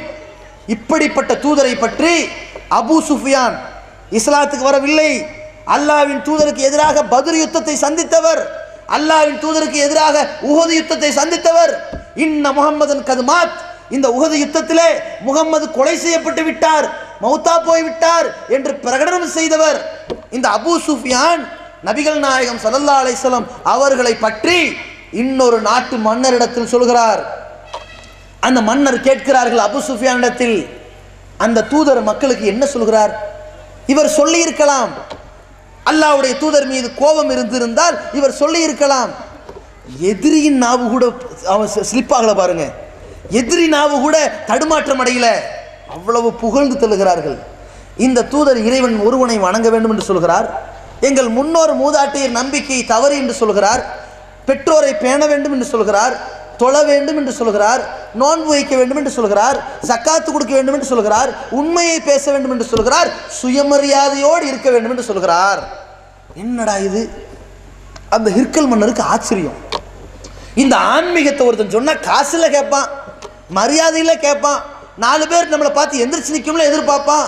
இந்த தூதர் யார்ட்டையும் எதையும் வாங்காதீங்கன்னு சொல்றாரே, இதுதான் சரியான தூதர், இவர்தான் உண்மையான தலைவர் என்று அன்றைக்கு எதிரிகளும் மெய்ப்பிச்சார்களே. அப்படிப்பட்ட ஒரு வரலாற்று நாயகன் நபிகள் நாயகம் ஸல்லல்லாஹு அலைஹி வஸல்லம். அதே மாதிரி நபிகள் நாயகம் ஸல்லல்லாஹு அலைஹி வஸல்லம் அவர்கள் இந்த சமுதாயத்தில் கபட நாடகம் செய்துவிட்டு போகவில்லை. மிக தெளிவாக சொன்னார்கள், திருமணம் என்று வந்துவிட்டால் இன்றைக்கு எத்தனையோ சாமியார்கள் நான் துறவரம் என்று சொல்வார்கள். அவன் பார்க்காத பொண்ணே இருக்காது, அவன் கைப்படாத பொண்ணு இருக்காது. அவ்வளவு அழிச்சாட்டியம் பண்ணி மக்கள்கிட்ட செருப்பு கட்டி அடி வாங்கினதுக்கு பிறகுதான் மக்கள் என்ன செய்யறது இல்லைன்னா திருந்துறது இல்லை. இவன் போலி சாமியார், வேற சில நல்ல சாமியார் இருக்கிறாங்கன்னு போயிடுறாங்க. இப்படி போயிருதா? அறிவை இழந்து இந்த ஆன்மீகத்திற்கு முட்டு கொடுக்க போய்விடுகிறார்கள். அறிவை தீட்டுவதற்கு தான் இந்த ஆன்மீகம் பயன்பட வேண்டும், அதை இழப்பதற்கு இருக்கக்கூடாது. அதே நேரத்தில் நான் எல்லாத்தையும் இழந்து வருகிறேன் என்று ஒரு பாதிரியார் சொல்கிறான், பிறகு மாணவரிடத்தில் சேட்டை செய்து பிடிபட்ட வாதியாருங்கிறான். தேவைதானா? நபிகள் நாயகம் ஸல்லல்லாஹு அலைஹி வஸல்லம் இப்படி மக்களை ஏமாற்றவில்லை. அந்நிக்காஹு மின் சுன்னதி, திருமணம் முடிப்பது எனது வழிமுறை, திருமணம் முடிப்பேன், நான் முடித்திருக்கிறேன் சொன்னார்கள். சொன்னதோடு மட்டுமில்லாமல் எவ்வளவு ஒழுக்கமான வாழ்க்கை நடத்தினார்கள். எவ்வளவு பெரிய ஒழுக்கம்னா, அல்லாஹ்வுடைய தூதருடைய அந்த ஒழுக்கத்தை பற்றி உலகத்தில் சொல்வதற்கு அதிக தகுதி படைத்தவர்கள் அந்த மனைவிமார்கள் தான். நான் என்ன நபி ஸல்லல்லாஹு அலைஹி வஸல்லம் அவர்கள் சொன்னார்கள், ஹைருக்கும் லி அஹ்லிக்கும், உங்களில் சிறந்தவர் யார் தெரியுமா? உன் மனைவிட்ட, உன் குடும்பத்தில் நீ சிறந்தவன் பேர் எடுத்தால் தான் நீ சிறந்தவன். ஊர் உலகம் வெளிப்படையாக பார்த்து 1000 சொல்லுவான், அவன் மனைவிக்குத்தான் தெரியும் அண்டவாளத்தை பற்றி. அப்போ நபிகள் நாயகம் ஸல்லல்லாஹு அலைஹி வஸல்லம் சொன்னதோடு அல்லாஹ்வின் தூதருடைய மனைவி ஆயிஷா ரலியல்லாஹு அன்ஹா அவர்கள் சொல்கிறார்கள், மா மஸ்ஸத்தி யது ரசூலுல்லாஹி ஸல்லல்லாஹு அலைஹி வஸல்லம் யதம்ரஅத்தின் கத்து, அல்லாஹ்வுடைய தூதர் அவர்களுடைய ஒரு கை இந்த மனைவிமார்களை தவிர எந்த பெண்ணையும் தொட்டது கிடையாது. இப்பேற்பட்ட ஒழுக்க சீலர் இப்படிப்பட்ட ஒரு ஆன்மீகத்தை போதித்திருக்கிறார். ஆன்மீகத்தை போதித்து மக்களிடத்தில் பொருளாதாரத்தை சேர்த்தாரா? எதையும் சேர்க்கவில்லை, இழந்தார். பிறகு நிலைமை என்ன? அதற்கு பிறகு அவர் இறைவனை வழிபடுவதற்கு ஒரு பள்ளிவாசலை நிர்மாணித்தார். அதற்கு மஸ்ஜிதுன் நபவி, நபியுடைய பள்ளிவாசல் என்று ஒரு பெயர். அதை அந்த 2 அனாதை சிறுவர்களிடத்தில் நபி ஸல்லல்லாஹு அலைஹி வஸல்லம் ஆடு மேய்த்து சம்பாதித்த காசை வைத்துத்தான் விலை கொடுத்து வாங்கினார்கள். இன்றைக்கு ஆன்மீக தலைவர்கள் என்ன செய்வார்கள் தெரியுமா? கேஸ் போட்டிருக்கிறாங்க, இந்த நித்யானந்தா மேலே கேஸ் போட்டிருக்கிறான். போட்டவன் யார்? அமெரிக்காவில். என்னை ஏமாற்றி பல கோடி ரூபாய் மதிப்புள்ள ஒரு மடம் கட்ட வேண்டும், நான் கடவுளை காண்பதற்கும் கடவுளை வணங்குவதற்கும் ஒரு மடம் கட்டணும், அதுக்கு பல கோடி ரூபாய் தேவை என்று சொல்லி என்னை ஏமாற்றி அமெரிக்காவில் இவனுக்காக வேண்டி ஒரு மடம் கட்டி வச்சேன். இவன் 1ஆம் நம்பர் ஃப்ராடுன்னு இப்போ எனக்கு தெரிஞ்சு போச்சு, இதுக்கு ஒரு பெனால்ட்டி போடுங்கன்னு வழக்கு தொடர்ந்துருக்கிறான். நபிகள் நாயகம் ஸல்லல்லாஹு அலைஹி வஸல்லம் எப்படி வாழ்ந்திருக்கிறாங்கன்னா, படைத்த இறைவனை வணங்க வேண்டும், வாரி வழங்க வேண்டும், அதில் முதன்மையானவனாக நான் இருப்பேன் என்று வந்திருக்கிறார்கள். இப்படிப்பட்ட ஒரு ஆன்மீக தலைவர். அதே மாதிரி மக்களிடத்தில் ஒரு தவறை சுட்டி காட்டுகிற பொழுது அந்த மக்கள் அதை ஏற்றுக்கொள்ளக்கூடியவர்களாக இருப்பார்களே, ஆனால் அதை பார்த்து சந்தோஷப்பட்ட தூதர், அதே மக்கள் தன்னுடைய தவறை சுட்டி காட்டுகிற பொழுது அல்லது தனக்கு ஆலோசனை சொல்லுகிற பொழுது ஒரு ஆன்மீக தலைவர் உன்னதமான ஆன்மீக தலைவராக இருப்பாரே, ஆனால் அதற்கு அளவுகோல் என்ன தெரியுமா? அதை சொல்லுகிற பொழுது மனமும் வந்து ஏற்றுக்கொள்ள வேண்டும். ஆனால் இன்றைய ஆன்மீக தலைவரின் தத்துவம் என்ன தெரியுமா? அவர் சரியாக சொன்னாலும் அதில் 1000 அர்த்தங்கள் இருக்கும், அவர் உளறினால் பல்லாயிரம் அர்த்தம் இருக்கும், அவருடைய தவறை சுட்டி காட்டினால் உன் குடும்பம் அழிந்துவிடும். ஏன்? அவர் எதை வேணாலும் சொல்லுவார், ஒரு அர்த்தம் இருக்கும். அவர் சாணி மேலே காலை வச்சு நசுக்குவார், ஒரு காரணம் இருக்கும். தெரியாதனமாக வழி கொடுத்தாரு நீ சொல்லக்கூடாது, அதிலும் ஒரு காரணம் இருக்கும். இப்படி இருக்கிறவனை முட்டு கொடுத்து ஜால்ரா, அவன் ஏன் பிச்சை எடுக்கிறவன் ஜால்ரா. நபிகள் நாயகம் ஸல்லல்லாஹு அலைஹி வஸல்லம் அப்படி கிடையாது. மக்கள் ஒரு தவறுன்னு சுட்டி காட்டினாங்கன்னா அழகாக ஏற்றுக்கிட்டு போயிடுவாங்க. ஒரு நாள் நபி ஸல்லல்லாஹு அலைஹி வஸல்லம் அவர்கள் தொலை வைக்கிறார்கள். அந்த தொழுகையில் 4 ரக்காத் தொழுகைக்கு பதிலாக அந்த தொழுகையில் 2 ரக்காத் தொழுது முடிச்சுட்டாங்க. ஒரு நபித்தோழர் வந்து கேட்கிறார், குசிரத்து சலாத்து அம் தக்சுர் தன்ச, அல்லாவின் தூதரே தொழுகை சுருக்கப்பட்டுருச்சா? இத்தனை நாளாக 4 ரக்காத்துங்கிற சட்டம் இன்றிலிருந்து 2 ரக்காத்தாக சுருக்கப்பட்டுருச்சா அல்லது நீங்கள் மறந்து விட்டீர்களா? நபிகள் நாயகம் ஸல்லல்லாஹு அலைஹி வஸல்லம் யதார்த்தமாக சொன்னார்கள், தொழுகை சுருக்கப்படவும் இல்லை, நான் மறக்கவும் இல்லை அப்படிங்கிறாங்க. இல்லை, நீங்கள் 2 ரக்காத்து தான் தொலை வைத்தீர்கள் அப்படின்னு ஒன்று நபி ஸல்லல்லாஹு அலைஹி வஸல்லம் அவர்களுக்கு ஒரு ஸ்லிப்பு. ஓ, இவர் தவறாக விளங்கி இருக்கிறாரோ அப்படின்னு சொல்லி மக்கள்கிட்ட கேட்குறாங்க. சதக்க துல் எதைன், இந்த நபித்தோழர் சொல்கிறாரு, இது உண்மையா அப்படின்னு கேட்குறாங்க. மக்கள்லாம் சொல்கிறாங்க, ஆமாம் நீங்கள் 2 ரக்காத் தான் தொலை வச்சிங்க. அப்படியா, தான் 2 ரக்காத் தொலை வைக்கணும். தொலை வச்சுட்டு சஜிதா சஹு செஞ்சுட்டு சலாம் கொடுத்துட்டு மக்களை பார்த்து சொல்கிறார்கள், இன்னமா ஆன பஷரும் மிஸ்லுக்கும், மக்களே நானும் உங்களை மாதிரி மனுஷன்தான். அன்சாக்கமா தன்சவுன், நீங்கள் மறப்பீங்கல்ல, உங்களுக்கு மறதி வரும்ல, நானும் மறப்பேன். நான் இப்படி மறந்துதான் சுட்டி காட்டுங்க. சொல்ல முடியுமா?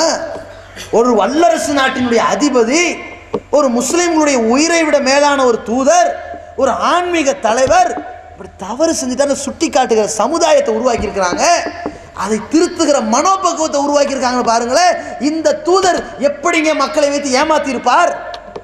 அதனால்தான் இன்றைக்கு 200 கோடி மக்களுடைய உள்ளத்தை கொள்ளையடித்திருக்கின்றார்.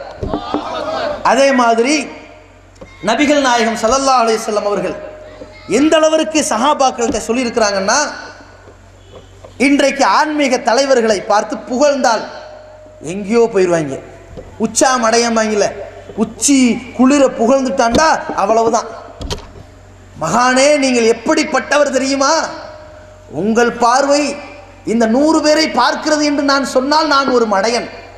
உங்கள் பார்வை இந்த உலகத்தை அளந்து கொண்டிருக்கிறது. சரியாக சொன்னாய். அடுத்து, மகானே நீங்கள் எப்படிப்பட்டவர் தெரியுமா? உங்களுடைய சிரிப்பில் இந்த உலகத்தினுடைய பல பேருடைய நிம்மதி மறைந்திருக்கிறது. மிகச் சரியாக சொன்னாய். இன்று முதல் நீ நிம்மதியான விமோச்சனம் பெறுவாய். அன்னைக்கு மண்டையை போட்டுருவான், அது வேற விஷயம். புகழ்ந்துட்டான்னு வைங்க, இவனுக்கு தலகால் புரியாது.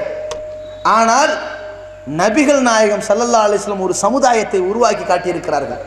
அது மாதிரி இந்த உலகத்தில் எந்த தலைவரும் உருவாக்கவில்லை. எப்படி தெரியுமா? ஒருவனை பார்த்து கண் முன்னால் புகழ்ந்தால் நபி ஸல்லல்லாஹு அலைஹி வஸல்லம் என்ன வார்த்தை சொன்னாங்க தெரியுமா? அவனுடைய கழுத்தை நீ வெட்டி விட்டாய் அப்படின்ட்டாங்க. வரம்பு மீறி அள்ளி அள்ளி புகழ்றியா, நீ அவனை வெட்டி கொன்னுட்டேன்ட்டாங்க. இது மாதிரி ஒருத்தன் மூஞ்சிக்கு முன்னாடி புகழ்ந்தான்னா மண்ணவாரி மூஞ்சில வீசுங்கன்றாங்க. ஏன் இப்படி அள்ளி அள்ளி புகழ்றவன் தான் அள்ளி அள்ளி வண்டவாளத்தை அம்பலப்படுத்துவான். நம்பிராதீங்க. நபிகள் நாயகம் ஸல்லல்லாஹு அலைஹி வஸல்லம் அவர்கள் ரொம்ப எச்சரிக்கையா இருக்கிறாங்க. தன்னை புகழ்ந்து வரம்பு மீறி வந்து இங்க கடவுள் பக்கத்தில் கொண்டு வச்சிருவாங்களோ என்று பயப்படுவார்கள். ஒவ்வொரு தருணத்திலையும் பயப்படுவார்கள். ஒரு சந்தர்ப்பத்தில் அல்லாஹ்வுடைய தூதர் அவர்கள் ஒழு செய்கிறார்கள். ஒழு செய்த தண்ணீர் தெறிக்கிறது, எச்சில் துப்புகிறார்கள். அந்த நபி தோழர்கள் வேகமாக போய் எடுத்து உடம்புல தேய்ச்சிக்கிறாங்க.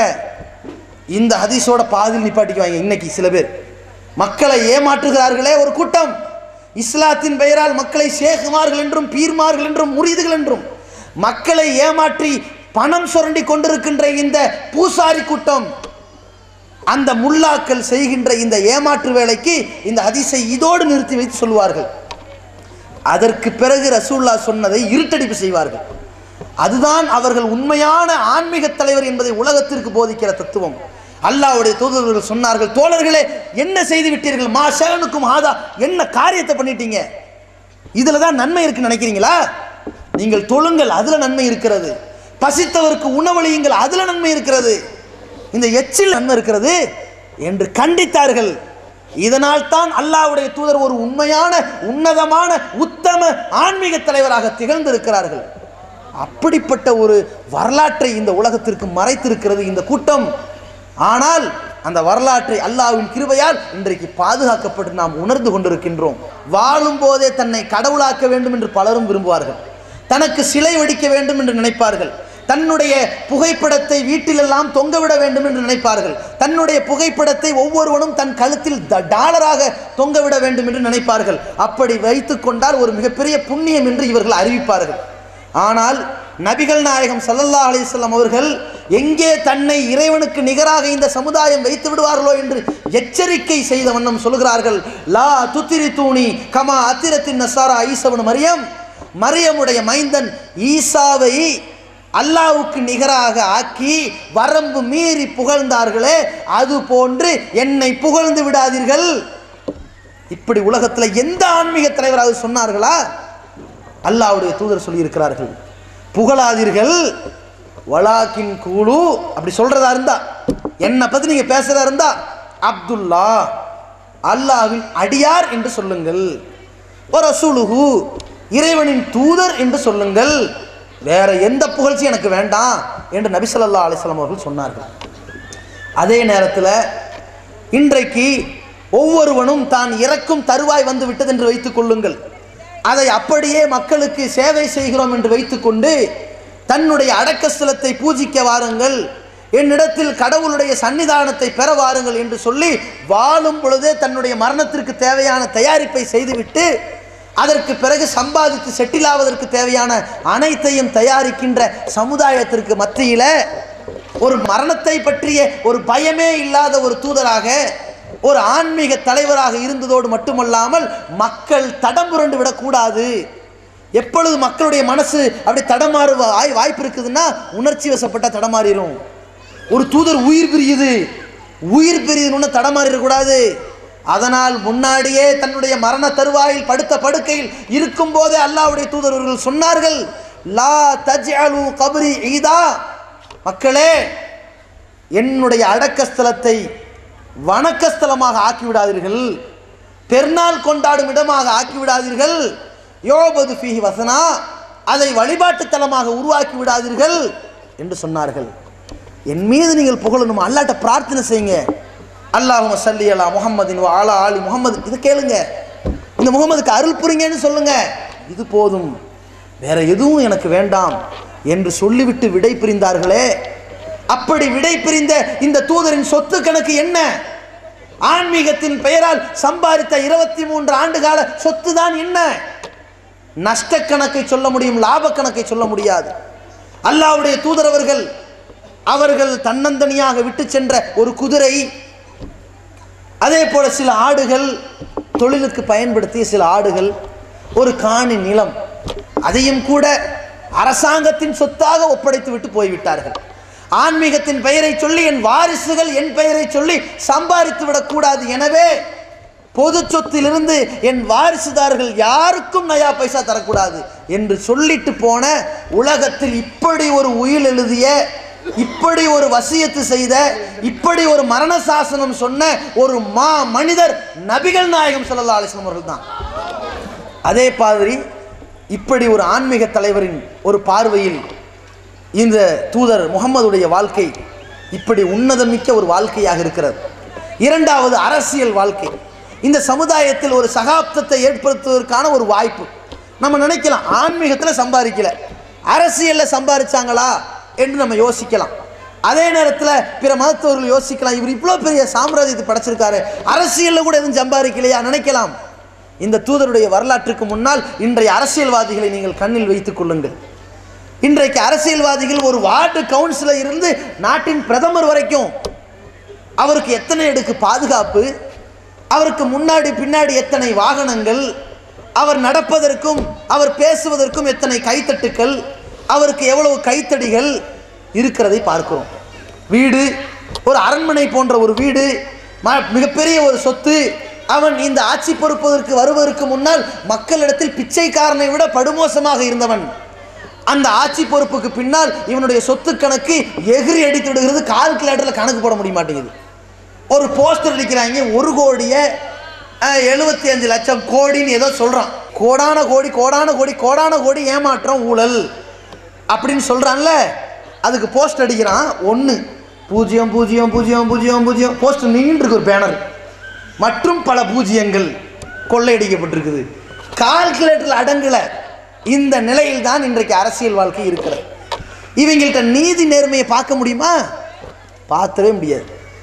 இவன் நீதி என்ன தெரியுமா? இவன் 5 வருஷம் இருக்கும்போது எதிர்கட்சிக்காரன் தான் திருட்டு பையன், எதிர்கட்சிக்காரன் தான் மொல்ல மாதிரி, அவன் தான் 1ஆம் நம்பர் கொலகாரன், அவன் தான் ஒரு காமுகன், அவன் தான் லஞ்ச நாவல்யத்துக்கெல்லாம் முதலாளி, எல்லாம் முடிச்சுள்ள வச்சிருவான். அடுத்து ஆளுங்கட்சிக்காரன் எதிர்கட்சியாக மாறினதுக்கு பிறகு, எதிர்கட்சிக்காரன் ஆட்சிக்கு வந்ததுக்கு பிறகு இவன் பார்வையில் நல்லவன் யாரு? தன் கட்சிக்காரர்கள். எல்லாத்தையும் வெளியிடுங்க, இவர்களெல்லாம் சிறைவாசம் சந்தித்த தியாகிகள், மற்றவனை எல்லாம் உள்ள போடிய, இவெல்லாம் என்னை பழி வாங்கிய எதிரிகள். இவங்க என்னுடைய நீதி நேர்மை இந்த லட்சணத்தில் இருக்குது. அதே நேரத்தில் இவர்களுடைய ஏழ்மை இருக்குதா? எந்த தலைவராவது வைத்துக்கொண்டு ஏழ்மையாக வாழ்ந்தார், ஏழ்மையாக மரணித்தார் சொல்ல முடியுமா? அந்த கசானாக்கள் காலியான நிலையில் இவர் வந்தார், காலியான நிலையில் போனார், இவருடைய பெட்டி நிறையல என்று ஒரு தலைவர் ஒருத்தனையும் கொள்ள முடியாது. எல்லாரும் லஞ்சம் ஊழல் எல்லாம் 1ஆம் நம்பர் ஊழல் பெருச்சாலியாக இருக்கிறான். எந்த அளவுக்குன்னா, இதற்கு இந்த கட்சிக்காரனை பாருங்க, அந்த கட்சிக்காரனை பாருங்க, மத்தியில் பாருங்க, மாநிலத்தில் இப்படி அடுக்க வேணாம். இந்த ஊழலை ஒழிக்க போறேன்னு ஒருத்தர் கிளம்பினார்ல, அண்ணா ஹசாரேண்டு, ஊழல் இல்லாத தமிழகம் தோ காந்தி வருகிறார். அடுத்த காந்தி பேரை கெடுக்கிறதுக்குன்னே ஒரு ஆள், அண்ணா ஹசாரே வந்துட்டார் அப்படின்னு கிளம்புனாங்க. இவன் என்ன செஞ்சான்? நான் சாகும், ஏற்கனவே சாக கிடக்கிறார் ஆள், சாகும் வரை உண்ணாவிரதம். எதுக்கு? நாட்டில் இருக்கிற ஊழல் எல்லாம் ஒழிக்க போகிறேன், அடுத்த பிரதமருக்கு ஏற்பாடு, அது ஊழலை ஒழிக்க போகிறேன் உட்காந்துட்டார். போட்டாங்க ஒரு போடு. யார்டா நீ? ஊழலை ஒழிக்கிறதுக்கு உனக்கு என்ன தகுதி இருக்குது? இவன் நிலக்கரி ஊழல்னு அவனை திட்டுறான், அவன் 2G அலைக்கற்றை ஊழல்னு இவனை திட்டுறான். ஆளுங்கட்சியை பார்த்து எதிர்கட்சிக்காரன் 2G அலை ஊழல்னு சொல்லி சொல்கிறான். ஆளுங்கட்சிக்காரன் எதிர்கட்சியை பார்த்து நீ தாண்டா அது கையெழுத்து போட்டேன்னு அவன் சொல்கிறான். அதுக்கப்புறம் இவன் சொல்கிறான் நிலக்கரி ஊழல் நீ தாண்டாங்கிறான். நான் இல்லை உண்டாக்குனது நீ தாண்டான்னு இவன் மாறி மாறி அடிச்சுக்கிறாங்க. இடையில வந்து ஊழலை ஒழிப்போம் அப்படின்னு ஒரு இவன் வச்சு வரான். இவனை கழுத்தை பிடிச்சி, நீ யார் தெரியுமா? நீ ஒரு பிறந்தநாள் கொண்டாடுறதுக்காக வேண்டி பொது சொத்தை திருடி பிறந்தநாள் கொண்டாட்ட வந்து அயோக்கியப்ப, நீ என்னடா ஊழல் ஒழிக்கிறது அப்படின்னு அவனை பிடிச்சிட்டாங்க. அதோட ஓஞ்சு போயிட்டான். இதுதான் ஊழல் ஒழிக்கிறவன். எவனாவது ஒருத்தனாவது சல்லட ஊசியை பார்த்து கேட்குற கேள்வியாக இருக்குது இவங்க நிலைமையெல்லாம். அவ்வளோ ஓட்டை ஊசியை பார்த்து உனக்கு ஒரு ஓட்டை என்று சொல்கிற கணக்கில் இருக்குது இவங்க லட்சணம். இவங்க எந்த அளவிற்கு முழுங்குறாங்க. ஒரு கதை கூட சொல்லுவார்கள். ஒரு ரோடு போடணுமா, ரோடு போடுறதுக்கு எவ்வளோ செலவாகும்? அமெரிக்கா கரண்டை கேட்டாங்களாம், ப்ராஜெக்ட் எவ்வளோ ஆகும்? ஒரு மாதம் 20 லட்ச ரூபா செலவாகும் அப்படின்னு சொன்னானா. உடனே ஜப்பான் கரண்டை கேட்டானா நம்ம ஆள், எவ்வளோ ஆகும்? 20 நாளில் 10 லட்ச ரூபாயில் பண்ணிடலாம் அப்படின்னு நானா. இந்தியாக்காரன் என்ன செஞ்சான் தெரியுமா? சரி நீ போ, ஜப்பான் நீ வா, எங்களுக்கு ஓன் ப்ராஜெக்ட் தான் தேவை. ஆனால் நீ 20 நாளில் பண்ணலான்னு சொன்னீல, அது தப்பு. 2 வருஷத்துக்கு பண்ணணும். 10 லட்சம் சொன்னீல, எனக்கு எவ்வளோ கமிஷன். இதுதான் இந்தியா. புரியுதா? இவ்வளவு பெருச்சாளிகள் தான் இருக்கிறாங்க. எவ்வளோடா சம்பாதிக்கலான்னு பார்ப்பார்கள். இதற்கு இன்னொரு கதை கூட சொல்வார்கள். ஒருத்தன் ஆட்சிக்கு வந்தானா, ஒரு சின்ன கவுன்சிலர் தான், பொறுப்புக்கு வந்தாராம். வந்து என்ன சம்பாதிக்கிற ஒரு வழியும் காணோம், மக்களே உங்களுக்கு தண்ணீர் விநியோகம் சரிவர இல்லாத காரணத்தினால் அதற்காக வேண்டி இடையில வந்து தண்ணீர் குழாயை அமைப்பதற்கு குழி தோண்டணும்னு ஒரு 10,000 என்ன செஞ்ச சுரண்டிட்டானா. குழி தோண்டினதோடு முடிஞ்சு போச்சு. போகிறவன் வரவனெல்லாம் எங்கள் குழியை தோண்டிங்க, பைப்பை போடுங்க, அதை போட்டுருவேன், இந்த போட்டுருவேன், அடுத்ததில் போட்டுருவேன், இப்படி சொல்லி சொல்லி சொல்லி சொல்லி இவன் ஆட்சி முடிஞ்சு அடுத்தவன் வந்தான். அடுத்தவன் என்ன பண்ணான், அவனாவது பைப்பை போட்டானா, பைப்பை அப்புறம் போடுவோம், இப்போ ஒரு 10,000 சுரண்டணும், இந்த குழியை மூடு, பொதுமக்களுக்கு இடையூறாக இருக்கும் குண்டு குழி மூடப்பட்டது என்ற கணக்கில் ஒரு 10,000 சுரண்டு அடித்தான். மாறி மாறி வந்து கொள்ளையடிக்கிறாங்க. இவங்களுடைய கஜானாக்கள் எப்படி இருக்கும்?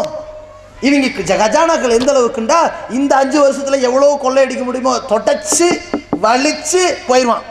அடுத்து வருவாங்க, எல்லாம் விலைவாசி கூடி, என்ன கஜானாவை அவன் காலி பண்ணிட்டு போயிட்டான், நான் தான் இப்போ கொஞ்சம் கொஞ்சமாக சேர்க்கிறேன். யாருக்கு? எனக்கு. இதுதான் நிலைமை. நபிகள் நாயகம் ஸல்லல்லாஹு அலைஹி வஸல்லம் அவர்களும் ஒரு ஆட்சித் தலைவராக இருந்தார்கள். இவங்க வாழ்க்கையை பாருங்க. முதல்ல ஒரு ஆட்சித் தலைவராக இருக்கிறாங்கன்னா அந்த இடத்துல ஒரு நீதி தான் மக்கள்கிட்ட இருக்க வேண்டும். அனைவரும் சராசரியாக பாவிக்கப்பட வேண்டும். ஏற்றத்தாழ்வு இல்லாமல் அனுசரிக்கப்பட வேண்டும். பாதிக்கப்பட்டவன் யாராக இருந்தாலும் உதவி செய்யப்பட வேண்டும். தவறு செய்தவன் எப்பேற்பட்டவனாக இருந்தாலும் தண்டிக்கப்பட வேண்டும். இந்த நீதி தான் இந்த ஆட்சியாளர்களிடத்தில் எதிர்பார்க்கக்கூடிய முதல் தகுதி. இது எவனுக்கும் கிடையாது. ஆனால் நபிகள் நாயகம் ஸல்லல்லாஹு அலைஹி வஸல்லம் அவர்களுடைய அந்த நீதி கரம் எப்படின்னு சொன்னா, அந்த தூதர், அல்லாஹ்வுடைய தூதர் அவர்கள் காலத்தில் ஃபாத்திமா என்கின்ற ஒரு பெண்மணி திருடி விடுகிறாள். அந்த கூட்டத்தார்கள் என்ன செய்கிறார்கள், அல்லாஹ்வுடைய தூதருக்கு மிகவும் நெருக்கமாக இருக்கக்கூடிய உஸாமாவிடத்திலே போய் கேட்கிறார்கள். இந்த உஸாமா அவர்களிடத்தில் போய் பேச்சுவார்த்தை நடத்துகிறார்கள். உஸாமா அவர்களே, நீங்கள் ரசூலுல்லாஹ்ட்ட பேச்சுவார்த்தை நடத்தி கொஞ்சம் பரிந்துரை பண்ணீங்கன்னா இந்த தண்டனையை வந்து அவர்களை காப்பாற்றிடலாம் அப்படின்னு சொல்லி ரெக்கமெண்டேஷன் பண்ணுங்கிறாங்க. உஸாமா ரலியல்லாஹு அன்ஹு அவர்கள் ரசூலுல்லாஹ்ட்ட வந்து, அல்லாஹ்வின் தூதரே, அந்த ஃபாத்திமா அவர்கள் ஒரு மஹ்சூமியா கூட்டத்தை சார்ந்தவங்க, ஒரு பெரிய குளம், ஒரு தெரியாத்தனமாக பண்ணிருச்சு, திருடினதுக்கு நீங்கள் தண்டனையை வந்து தவிர்த்துருங்க அப்படிங்கிறாங்க. நபி ஸல்லல்லாஹு அலைஹி வஸல்லம் அவர்கள் சொன்னார்கள், உங்களுக்கு முன் சென்ற சமுதாயம் அழிஞ்சு நாசமா போனதற்கு காரணம் என்ன தெரியுமா? பணக்காரன் தப்பு செஞ்சா விட்டுறது, ஏழைகள் தப்பு செஞ்சா தண்டிக்கிறதுங்கிற இந்த கேடுகட்ட செயலால் தான். ஒன்றை புரிந்து கொள்ளுங்கள், வலவ் அன்ன ஃபாத்திமா பின்த் முஹம்மது சரிக்கத், இதோ இந்த முகம்மதுடைய மகள் ஃபாத்திமா திருடினாலும் கூட, யார் இந்த முகம்மதுடைய மகள் ஃபாத்திமா? என்னுடைய ஈரக்குலையின் ஒரு துண்டு என்று சொன்னார்களே. யாராவது ஃபாத்திமாவை நேசித்தால் என்னை நேசித்ததற்கு சமம். மன் அபுகலகா அபுகலனி, யாராவது இந்த ஃபாத்திமாவை வெறுத்தால் அவர் என்னை வெறுத்ததற்கு சமம் என்று சொன்னார்களே. பல்கத்தும் மின்னி, என் ஈரக்குலையின் ஒரு துண்டு இந்த ஃபாத்திமா என்று சொன்னார்களே. அந்த ஈரக்குலையின் ஒரு துண்டு ஃபாத்திமா திருடினாலும் கூட அந்த கையை நறுக்கி தரித்து விடுவேன் என்று சொன்னார்களே. அப்படிப்பட்ட ஒரு நீதிமான் நபிகள் நாயகம் ஸல்லல்லாஹு அலைஹி வஸல்லம். அது மாதிரி இந்த உலகத்தில் ஒரு ஆளை காட்ட முடியுமா? முடியாது. ஆட்சி பேரம் பேசுவாங்க, எம்பி வேணுமா எம்எல்ஏ வேணுமா, கூட்டணி தொடரணுமா கட்டாகணுமா, என் மகளை காப்பாத்து, இதுதான் பேச்சுவார்த்தை நடக்கும். நடக்குதா இல்லையா? தப்பு எவன் செஞ்சாலும் தண்டிக்கப்பட வேண்டும்ங்கிற இந்த தத்துவம் இந்த உலகத்தில் மறைஞ்சிருச்சு. சட்டம் ஒரு இருட்டறை என்றுதான் மக்களிடத்தில் பாவிக்கப்பட்டிருக்கிறது. அந்த அளவிற்கு இந்த நாட்டில் நீதி செத்து கிடக்கிறது. அதே நேரத்தில் அந்த தாமதிக்கப்படுகிற நீதி அநீதி என்று சொல்கிறோமே, அதனுடைய மொத்த வடிவத்தை இந்த உலகத்தில் பார்க்கலாம். குறிப்பாக இந்தியாவில் பார்க்கலாம். 50 வருஷத்துக்கு முன்னாடி ஒருத்தன் கொலை பண்ணியிருப்பான், அவனை புட்டு விசாரிப்பாங்க. கடைசி காலத்தில் அவனுக்கு என்ன செய்வாங்க, தண்டனை கொடுப்பாங்க, செத்தே போயிருப்பான். இவன் லட்சணம் எந்த அளவுக்குன்னா, ஒருத்தன் எம்எல்ஏ ஆனாங்க, அவன் வந்து தவறுதலான முறையில் இல்லீகலான முறையில் எம்எல்ஏ ஆகிட்டானான். அவன் எம்எல்ஏ ஆனது செல்லாதான். எதிர்கட்சிக்காரன் வழக்கு தொடர்ந்தான். வழக்கு நடந்துச்சு, 1 வருஷம் முடிஞ்சிருச்சு, அடுத்து 2 வருஷம் முடிஞ்சிருச்சு, அடுத்து 3 வருஷம் முடிஞ்சிருச்சு. 5 வருஷம் முடிஞ்சு இவன் எம்எல்ஏ சோத்தையெல்லாம் அனுபவிச்சு எல்லாத்தையும் கொள்ளையடிச்சிட்டு கடைசியா நாமினேஷன் அடுத்த தேர்தலுக்கு தாக்கல் பண்ணும்போது இன்று முதல் நீ எம்எல்ஏ இல்லை, ஆமாம் இல்லைன்னு போனான். இதுதான் நம்ம நாடு. நபிகள் நாயகம் ஸல்லல்லாஹு அலைஹி வஸல்லம் அவர்கள்ட்ட ஒரு பிரச்சனைன்னு வந்தா அடுத்த மறுகணம் தப்பு செஞ்சியா ஒத்துக்கிறையா, அல்லாஹ்வை சத்தியம் ஒத்துக்கிறையா, தண்டனை. இல்லையா சாட்சி இருக்கா கொண்டு வா, 4 சாட்சி இருக்கா 3 அவனை கூப்பிட்டு பெண்டு நிமித்துவோம், ஏன்டா அவதூறு சொல்றேன்னு, 4 ரைட்டு தண்டனை. எப்படி கொண்டு வந்தார்கள் அல்லாஹ்வுடைய தூதரவர்கள். ஒரு வழக்கு பெண்டிங் நின்னுச்சா, இதுதான் நீதிமான். அதே நேரத்தில் நபி ஸல்லல்லாஹு அலைஹி வஸல்லம் அவர்களுடைய வாழ்க்கையில அவருடைய கசானா எப்படி இருந்துச்சு, அல்லாஹ்வுடைய தூதரவர்கள் காலத்தில் பகிரங்கமாக அறிவித்தார்கள், தோழர்களே உங்கள யாராவது இறந்த நேரத்தில் சொத்துக்களை விட்டு போயிருந்தால் அது உன் குடும்பத்துக்கு வச்சுக்க, யாராவது கடனாளியா போயிருந்தால் அது என்னை சேர்ந்தது, இந்த கசானால நான் அடைச்சு காட்டுறேன், எவ்வளவு கடன் இருக்கு சொல்லு நான் அடைக்கிறேன் என்று அடைத்தார்கள். முகமது அவர்களா, ஏய் இவர்கள் சக்காத்து நிதி அள்ளி அள்ளி கொடுப்பார், வாங்கடா எல்லாரும் இஸ்லாத்துக்கு போகலாம் என்று கிராமவாசிகள் ஓடோடி வந்து இஸ்லாத்தை தழுவினார்களே. அப்படி வறுமையில் உள்ள மக்கள் இது நம்முடைய வாழ்க்கைக்கு ஒரு சிறந்த ஒரு வழி இந்த முகமதிடம் இருந்தது என்ற ஒரு ஆட்சியாளரை தேடி ஓடி வந்தார்களே, அப்படிப்பட்ட ஒரு மனிதர் நபிகள் நாயகம் ஸல்லல்லாஹு அலைஹி வஸல்லம். அதே நேரத்தில் அல்லாஹ்வுடைய தூதரவர்கள் இந்த ஆட்சியாளர் என்ற ஒரு பெயரை பயன்படுத்தி மக்களிடத்தில் ஏதாவது எதிர்பார்த்தார்களா? மக்களோடு மக்களாக இருப்பது. ஒரு வெளியூர்லேருந்து ஒரு கூட்டம் வருகிறது, மன் அன்தும், அல்லாஹ்வுடைய தூதர் கேட்குறாங்க, யார் நீங்க? நஹனு முஸ்லிமுன், நாங்கள் முஸ்லிம்கள். நீங்கள் யார்? அந்த கூட்டம் திருப்பி கேட்கிறது, அன ரசூலுல்லாஹ், நான் அல்லாஹ்வின் தூதர். இப்படி பாருங்க, அந்த கூட்டத்தில் மக்களில் மக்களாக ஒருவராக இருந்து கொண்டு சர்வ சாதாரணமான ஒரு வாழ்க்கை. ஒரு சந்தர்ப்பத்தில் நபி ஸல்லல்லாஹு அலைஹி வஸல்லம் ஒரு மன்னரைக்கு அருகிலே செல்கிறார்கள், ஒரு பெண் அழுது கொண்டிருக்கிறாள். அல்லாஹ்வுடைய தூதர் அவர்கள் சொல்லுகிறார்கள், அழுகாத அப்படிங்கிறாங்க. அந்த பெண்மணி, உனக்கு இந்த கஷ்டம் தான் தெரியும், போய் அந்த பக்கம் அப்படின்னு திட்டி விடுகிறார். ரசூலுல்லாஹ் திரும்பி வந்துடுறாங்க. பிறகுதான் ஃபலம்மா அலிமத் அன்னஹு ரசூலுல்லாஹ், இவர் அல்லாஹ்வுடைய தூதர் என்ற அந்த பெண்மணி அறிந்து கொண்டதற்கு பிறகு ரசூலுல்லாஹ்ட்ட ஓடோடி போய், நீங்க தான் தூதரா, எனக்கு தெரியாம போச்சு, இப்படி எல்லாம் உங்களை சொல்லிட்டாங்க போது நபி ஸல்லல்லாஹு அலைஹி வஸல்லம் அவர்கள் சொன்னார்கள், இன்னம ஸப்ரு இந்த சதுமத்தில் ஊலா, பொறுமை என்பது துக்கம் ஏற்பட்ட உடனே கடைபிடிக்க வேண்டும். அதனால துக்கம் தொண்டை அடைக்கும் போது பொறுமையா இருமா என்று அந்த நேரத்தில் சொல்லி அனுப்புகிறார்கள். ஒரு ஆட்சி தலைவர் மக்களில் மக்களாக இருந்தார்கள். ஆனால் இன்றைக்கு பாருங்கள், ஒவ்வொருவனுக்கும் இருக்கக்கூடிய படைபலத்தை பாருங்கள், அவனுடைய அரண்மனையை பாருங்கள், அல்லாஹ்வுடைய தூதரினுடைய அரண்மனையை பாருங்கள். இன்றைக்கு ஒரு பிரதமருக்கு என்ற அரண்மனை, அவனவனுக்கு இருக்கின்ற வெள்ளை மாளிகை, அல்லாஹ்வின் தூதருடைய அரண்மனை என்ன, ஒரு 3க்கு 6 இவ்வளவுதான் இடம். அதற்கு ஒரு வாயில் காவலாளி இருந்தாரா? வாச கதவே இல்லை. அப்புறம் அதுக்கு காவலாளி, கதவே கிடையாது, இருக்கின்ற பாய் தான் கதவு. இரவுல குளிரூட்டும் விளக்குகள் இருந்துச்சா? இல்ல. அல்லாஹ்வின் தூதர் அவர்களுடைய வீட்டில் அடுப்பெரிஞ்சுதா? ஆயிஷா ரலியல்லாஹு அன்ஹா அவர்கள் இலக்கியமா சொல்வார்கள், நாங்கள் ஒரு பிறை பார்ப்போம் 29 மாசம் முடிஞ்சிடும், மற்றொரு பிறை பார்ப்போம் 29 மாசம் முடிஞ்சிடும், மற்றொரு பிறை பார்ப்போம், பிறதான் வெளிச்சமா தெரியும், எங்க வீட்டில் அடுப்பு வெளிச்சமா தெரியாது என்று இந்த ஆயிஷா ரலியல்லாஹு அன்ஹா சொல்லக்கூடிய வகையில் தன்னுடைய வீட்டில் இந்த பொது சொத்திலிருந்து எந்த பகுதியையும் சுரண்டாமல் தன்னுடைய வாழ்க்கையை, ஒரு பேரிச்சம்பளம், அந்த தொலை நீக்கப்படாத அந்த கோதுமை, அதை வைத்துக் கொண்டு வாழ்க்கை நடத்தி இருக்கிறார்கள். நாமெல்லாம் இருக்கின்ற கறி குழம்புல உப்பு குறைஞ்சிருச்சுன்னா, உப்பு கம்மியாக போச்சுன்னா 6 மணி நேரம் பேசிக்கிட்டு இருப்போம் அடுத்த சோறு வர வரைக்கும். நபி ஸல்லல்லாஹு அலைஹி வஸல்லம் அவர்களுக்கு வினிகர் இருக்குல்ல, ஊறுகாவில் கெடாமல் இருக்கிறதுக்கு ஊத்துற வினிகர், அதை நபி ஸல்லல்லாஹு அலைஹி வஸல்லம் அந்த மாவை உருட்டி தொட்டு சாப்பிட்டு இந்த குழம்பு ரொம்ப அருமையா இருக்குதே என்று சொல்லக்கூடிய நிலையில் தான் இந்த ஆட்சியாளர். அல்லாஹ்வுடைய தூதர் அவர்களை விருந்துக்கு அழைப்பார்கள். வீட்டில் ஏதாவது இருக்கா? ஒரு ரொட்டி இருக்கு, இப்படி இருக்கும், யாரையாவது கூட்டிட்டு வரட்டுமா இப்படி கேட்பார்கள். இன்றைக்கு பிரதமர் மன்மோகன் சிங் ஒரு விருந்து கொடுத்தாருன்னு ஒரு பிரச்சனை வந்துருச்சு. என்ன, பொது சொத்துலேருந்து இப்படி அடா விருந்து கொடுப்பீங்க, பல லட்சத்தை செலவு பண்ணி விருந்து கொடுத்துருக்காங்க. விருந்து கொடுத்ததுல சில ஆயிரங்கள் சாப்பிட்டாங்களாம், பல லட்சத்தை வெளியில் கொண்டு போய் கொட்டினாங்களாம். இதான் இவங்க விருந்து கொடுத்த லட்சணம். நபி ஸல்லல்லாஹு அலைஹி வஸல்லம் அவர்கள் தன்னுடைய வயிறார சாப்பிடக்கூடிய நிலையில் கூட இல்லாத நிலையில் தான் அவர்களுடைய வாழ்க்கை. ஏன், பொதுமக்களுக்கு கரெக்டாக போய் சேர்ந்தால் அது போதும், பொதுமக்கள் நிம்மதி அடைந்தால் போதும், இப்படிப்பட்ட ஒரு வாழ்க்கையை விட்டு போனார்கள்.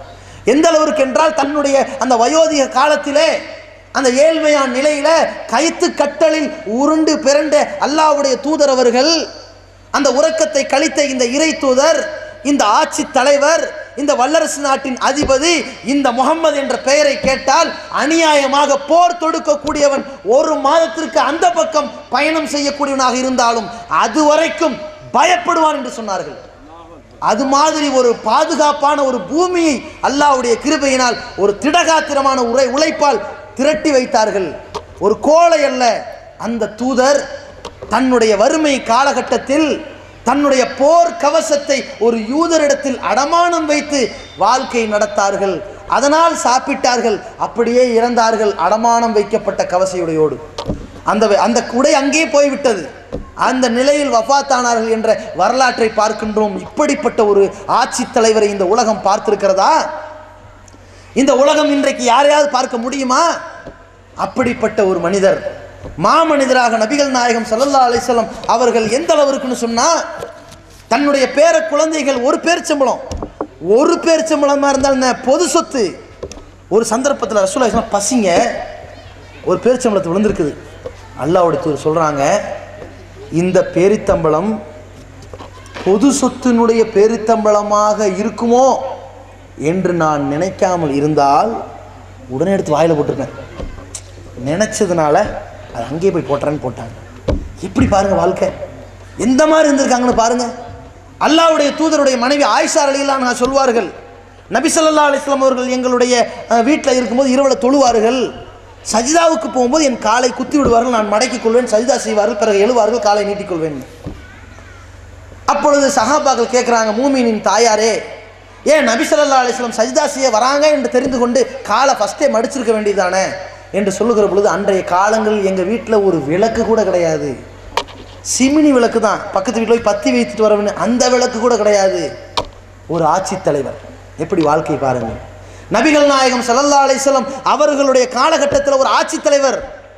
இன்னைக்கு ஒரு ஆட்சி தலைவருக்கு முன்னாடி போட்டி போட்டு தன்னுடைய தளபதி ஓட்டிட்டான்னு வைங்க வண்டியை, யார் அவன் நம்மளை ஓவர்டேக் பண்ணுறான், அடுத்த முதல்வருக்கு போட்டி போடுறானோ ஆளை காலி பண்ணு தூக்கிடுவாங்க. தனக்கு நிகராக தன் கட்சியில் ஒருத்தன் வரக்கூடாது. ஒருத்தன் பொதுச் செயலாளர் வந்து துணைத் தலைவர் ஆகிட்டானா, ஆகிட்டாங்கடா துணைத் தலைவர் ஆகிட்டாங்கடா. ராகுல் காந்தி ஏன் இன்னைக்கு துணைத் தலைவர் ஆனார்? அடுத்து தலைவராகிறதுக்கு. அடுத்து ஏன் தலைவராகிறாரு? அதுக்கு அடுத்து பிரமதாவார். ஆஹா, கணக்கு போடுறாங்கல்ல, அப்படியே ஒரு பெரிய விவாதமாக்குறாங்கல்ல. இது மாதிரி இருக்கிறாங்க இன்னைக்கு. நபிகள் நாயகம் ஸல்லல்லாஹு அலைஹி வஸல்லம் காலத்தில் வெற்றி தோல்வியெல்லாம் சகஜமாக பார்த்தார்கள். ஒரு ஆட்சி தலைவர் வெற்றி தோல்வியை சகஜமாக பார்க்கிற உலக அரங்கில் ஒரு ஆட்சி தலைவர் இருப்பாரே ஆனால் அது அல்லாஹ்வுடைய தூதரவர்கள் தான் என்ப முத்திரை பதித்திருக்கிறார்கள். எந்த அளவுக்குன்னா, அல்லாஹ்வுடைய தூதரவர்களிடத்தில் கஸ்வா என்ற ஒரு ஒட்டகம் இருந்தது, அல்பா என்ற ஒரு ஒட்டகம் இருந்தது. இந்த அல்பாவுடைய என்ற ஒட்டகத்தில் தான் அல்லாஹ்வுடைய தூதர் பயணிப்பார்கள். சில நேரத்தில் அதில் ஒரு போட்டி போடுவார்கள், சஹாபாக்களை வைத்துக்கொண்டு ஒட்டக போட்டி வச்சுக்கோமா, இப்படி போட்டி போடுவாங்க. எப்போ பாரு இந்த அல்பா என்ற ஒட்டகம் ஜெயிச்சிரும். எவ்வளவு பாருங்க. அப்படி ஜெயிக்கும் போதெல்லாம் சஹாபாக்கள் ஒரு சந்தோஷம், அல்லாஹ்வுடைய தூதருடைய ஒட்டகம் ஜெயிச்சிருச்சு, அப்படி பெரிய ஒரு வெற்றி மாதிரி நினைத்து கொண்டிருந்தார்கள். ஒரு நாள் அந்த ஒட்டகம் சற்று பின்வாங்கிருச்சு, அந்த நபித்தோருடைய ஒட்டகம் ஜெயிச்சிருச்சு. சஹாபாக்களுக்கு அப்படியே உள்ள அப்படியே நடுங்கிருச்சு. ஆஹா, அல்லாஹ்வுடைய தூதருடைய ஒட்டகம் பின்வாங்கிருச்சே, அது தோத்துருச்சே, ஒரு தலைவருடைய இப்படி நினைக்கிறார்கள். சஹாபாக்களுடைய இந்த எண்ண ஓட்டத்தை உடைச்சு ஒரு மனோ தத்துவமாக நபிகள் நாயகம் ஸல்லல்லாஹு அலைஹி வஸல்லம் அவர்கள் சொல்கிறார்கள், இதுக்கு போயா பதறி போறீங்க? ஒன்றை புரிந்து கொள்ளுங்கள், உயரப்போகின்ற எல்லா பொருளும் என்னைக்காவது ஒரு நாள் கீழே விழுந்துதான் போகும். இந்த உலகத்தில் எவனும் சொல்லாத ஒரு தத்துவம் நபிகள் நாயகம் ஸல்லல்லாஹு அலைஹி வஸல்லம் இந்த உலகத்திற்கு மனோ தத்துவத்தில் இப்படிப்பட்ட ஒரு தத்துவத்தை சொல்லிட்டு போயிருக்கிறாங்க. ஆட்சியா, கிளை தலைவர், மாவட்ட தலைவர், மாநில தலைவர், டமால் உழுகுதா, நீ என்ன நினைக்கணும்? உயரத்தில் போகிற எல்லாரும் கீழே வந்து விடுவார்கள் நினைக்கணும். முடிஞ்சு போச்சு, ரிலாக்ஸ். இப்படி உண்டாக்கிட்டு போயிட்டாங்க. இது மற்றவன்ட இருக்குமா? அடுத்து நான் யாரை முன்மொழிவேன்? ஸ்டாலினை முன்மொழிவேன். இன்னொருத்தருக்கு பேட்டி இருக்கிறாங்க, உங்க சகோதரர் ஸ்டாலினை முன்மொழிய போற, நீங்க என்ன பண்ண போறீங்க? திமுக ஒன்றும் சங்கர மடம் இல்லை, கருணாநிதி சொல்லி இருக்கிறார், அவன் விடமாட்டான், அவன் அஞ்சா நெஞ்சன். பிரச்சனையை பார்க்கிறோம். யாருக்குடா முதல்வர் பதவி கொடுக்குறீங்க? நிலைமை நபி ஸல்லல்லாஹு அலைஹி வஸல்லம் ஒரு ஆட்சி தலைவர் என்றால் ஒரு பொறுப்பு என்றால் மறுமையில் விசாரிக்கப்படும். இந்த பால் குடி மறக்கிறது எவ்வளவு கஷ்டமா இருக்குது, அதை விட மிக கஷ்டமான ஒரு பால் இந்த பதவி பால். எந்த அளவு இருக்குன்னா, அப்பாஸ் பின் அப்துல் முத்தலிப் ரலியல்லாஹு அவர்களும் அலி பின் அபி தாலிப் ரலியல்லாஹு அவர்களும் நபி ஸல்லல்லாஹு அலைஹி வஸல்லம் அவர்கள் அந்த மரண தருவாயில் இருக்கிற நேரத்தில் ஒரு பேச்சுவார்த்தை நடத்துறாங்க. அப்பாஸ் ரலியல்லாஹு அவர்கள் சொல்றாங்க, நம்ம குறைசி கோத்திரத்தில் வளமையாக ஒன்று இருக்கிறது, யார் இந்த மரண தருவாயில் இருக்கிறாங்களோ அவங்கள போய் சந்திச்சு அவங்கள்ட்ட சிலது பேசுறது இருக்குது. இப்போ ரசூலுல்லாஹ் மரண தருவாயில் இருக்கிறாங்க, இப்போ போய் பேசுவோம், இந்த அடுத்து யாரை நீங்கள் ஆட்சி தலைவர் ஆக்குறீங்க என்ன ஏது இப்படி தான் பேசுவோம், நம்மளை ஏதாவது உத்தரவு போட்டாங்கன்னா அந்த பொறுப்பை வாங்கிக்குவோம் இப்படி நினச்சிட்டாங்க.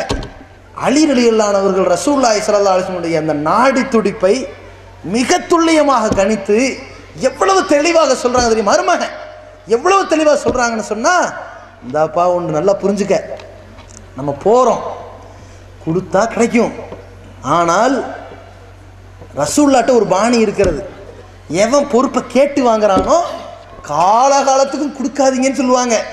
அதனால் போனோம் கடைசி வரைக்கும் ஆட்சி தலைவர் ஆக முடியாது அப்படின்னு ஒரே போடு போட்டாங்க. இதுதான் ரசூலுல்லாஹ்வுடைய வாழ்க்கை. என்னுடைய மரணத்திற்கு பின்னால் என் குடும்பத்தில் ஒரு ஆளுக்கு கூட இந்த பொது சொத்து வரக்கூடாது, அல்லாஹ்வுடைய தூதர் சொல்லிட்டு போறாங்க. இப்படிப்பட்ட ஒரு வாழ்க்கை, அல்லாஹ்வுடைய தூதருடைய இந்த ஆட்சி வாழ்க்கை, அல்லாஹ்வுடைய தூதருடைய இந்த ஆன்மீக வாழ்க்கை, ஒரு ஆட்சி தலைவர் ஆன்மீக தலைவர் எவ்வளவு மிடுக்கு இருக்கணும், எவ்வளவு அகங்காரம் வரணும், எவ்வளவு ஆணவம் வரணும், எவ்வளவு பெரிய திமிர் வரணும், எதுவும் இல்லை. இதுதான் இவங்க வாழ்க்கை. ஒரு பட்டியலே நீள்கிறது சுருக்கமான வாழ்க்கை. இப்பொழுது இந்த வாழ்க்கை தான் இந்த உலகத்தை எப்படி புரட்டி போட்டு கொண்டிருக்கிறது என்ற பட்டியலை நீங்கள் பாருங்கள். உதாரணத்திற்கு ஒருவர் எடுத்துக்கொள்ளலாம். மர்மர்டூக் என்று சொல்லக்கூடிய ஒருவர், மர்மர்டூக் பிக்தால் என்று சொல்லக்கூடியவர் லெபனான் என்ற நாட்டில், ஒரு முஸ்லிம்கள் வாழ்கிற நாட்டில் ஒரு தூதரகராக போகிறார். அந்த தூதராக போகிற பொழுது ஒரு அம்பாசிடராக, ஒரு நாட்டின் தூதராக போட்டு நிற்கின்றார். அந்த இடத்துல ஒரு இளைஞனை பார்க்கிறார். அந்த இளைஞன் இஸ்லாமிய இளைஞன். அந்த இளைஞனை பார்த்து ஒரு யூதர், வயோதிக யூதர் காரசாரமாக திட்டிக் கொண்டிருக்கிறார். இந்த இளைஞர் அமைதியாக நின்று வேடிக்கை பார்த்து கொண்டிருக்கிறார். இதை மாடியிலிருந்து பார்த்த இந்த மர்மர்டூக் என்று சொல்லக்கூடிய இவர், இந்த மர்மர்டூக் பித்தால் என்பவர் நேரடியாக போய் இந்த இளைஞனிடத்தில் கேட்கிறார், ஏனப்பா நீ லெபனானில் வாழ்கிறாய், நீ ஒரு இளைஞனாக இருக்கின்றாய், அவர் காரசாரமாக திட்டுகிற பொழுது உனக்கு தடாலடியாக பதில் சொல்வதற்கு திராணி இருக்கிறது, ஏன் நீ ஒரு வார்த்தை கூட பேசாமல் நிற்கிற? நீ ஒரு இஸ்லாமிய நாட்டில் வாழ்கிறாய், நீ கூச்சல் போட்டால் ஒட்டுமொத்த ஊரே வந்து இந்த யூதனை தூக்கி போட்டு மிதிக்கும், ஏன் யாரையும் கூப்பிடாம இருக்கிற?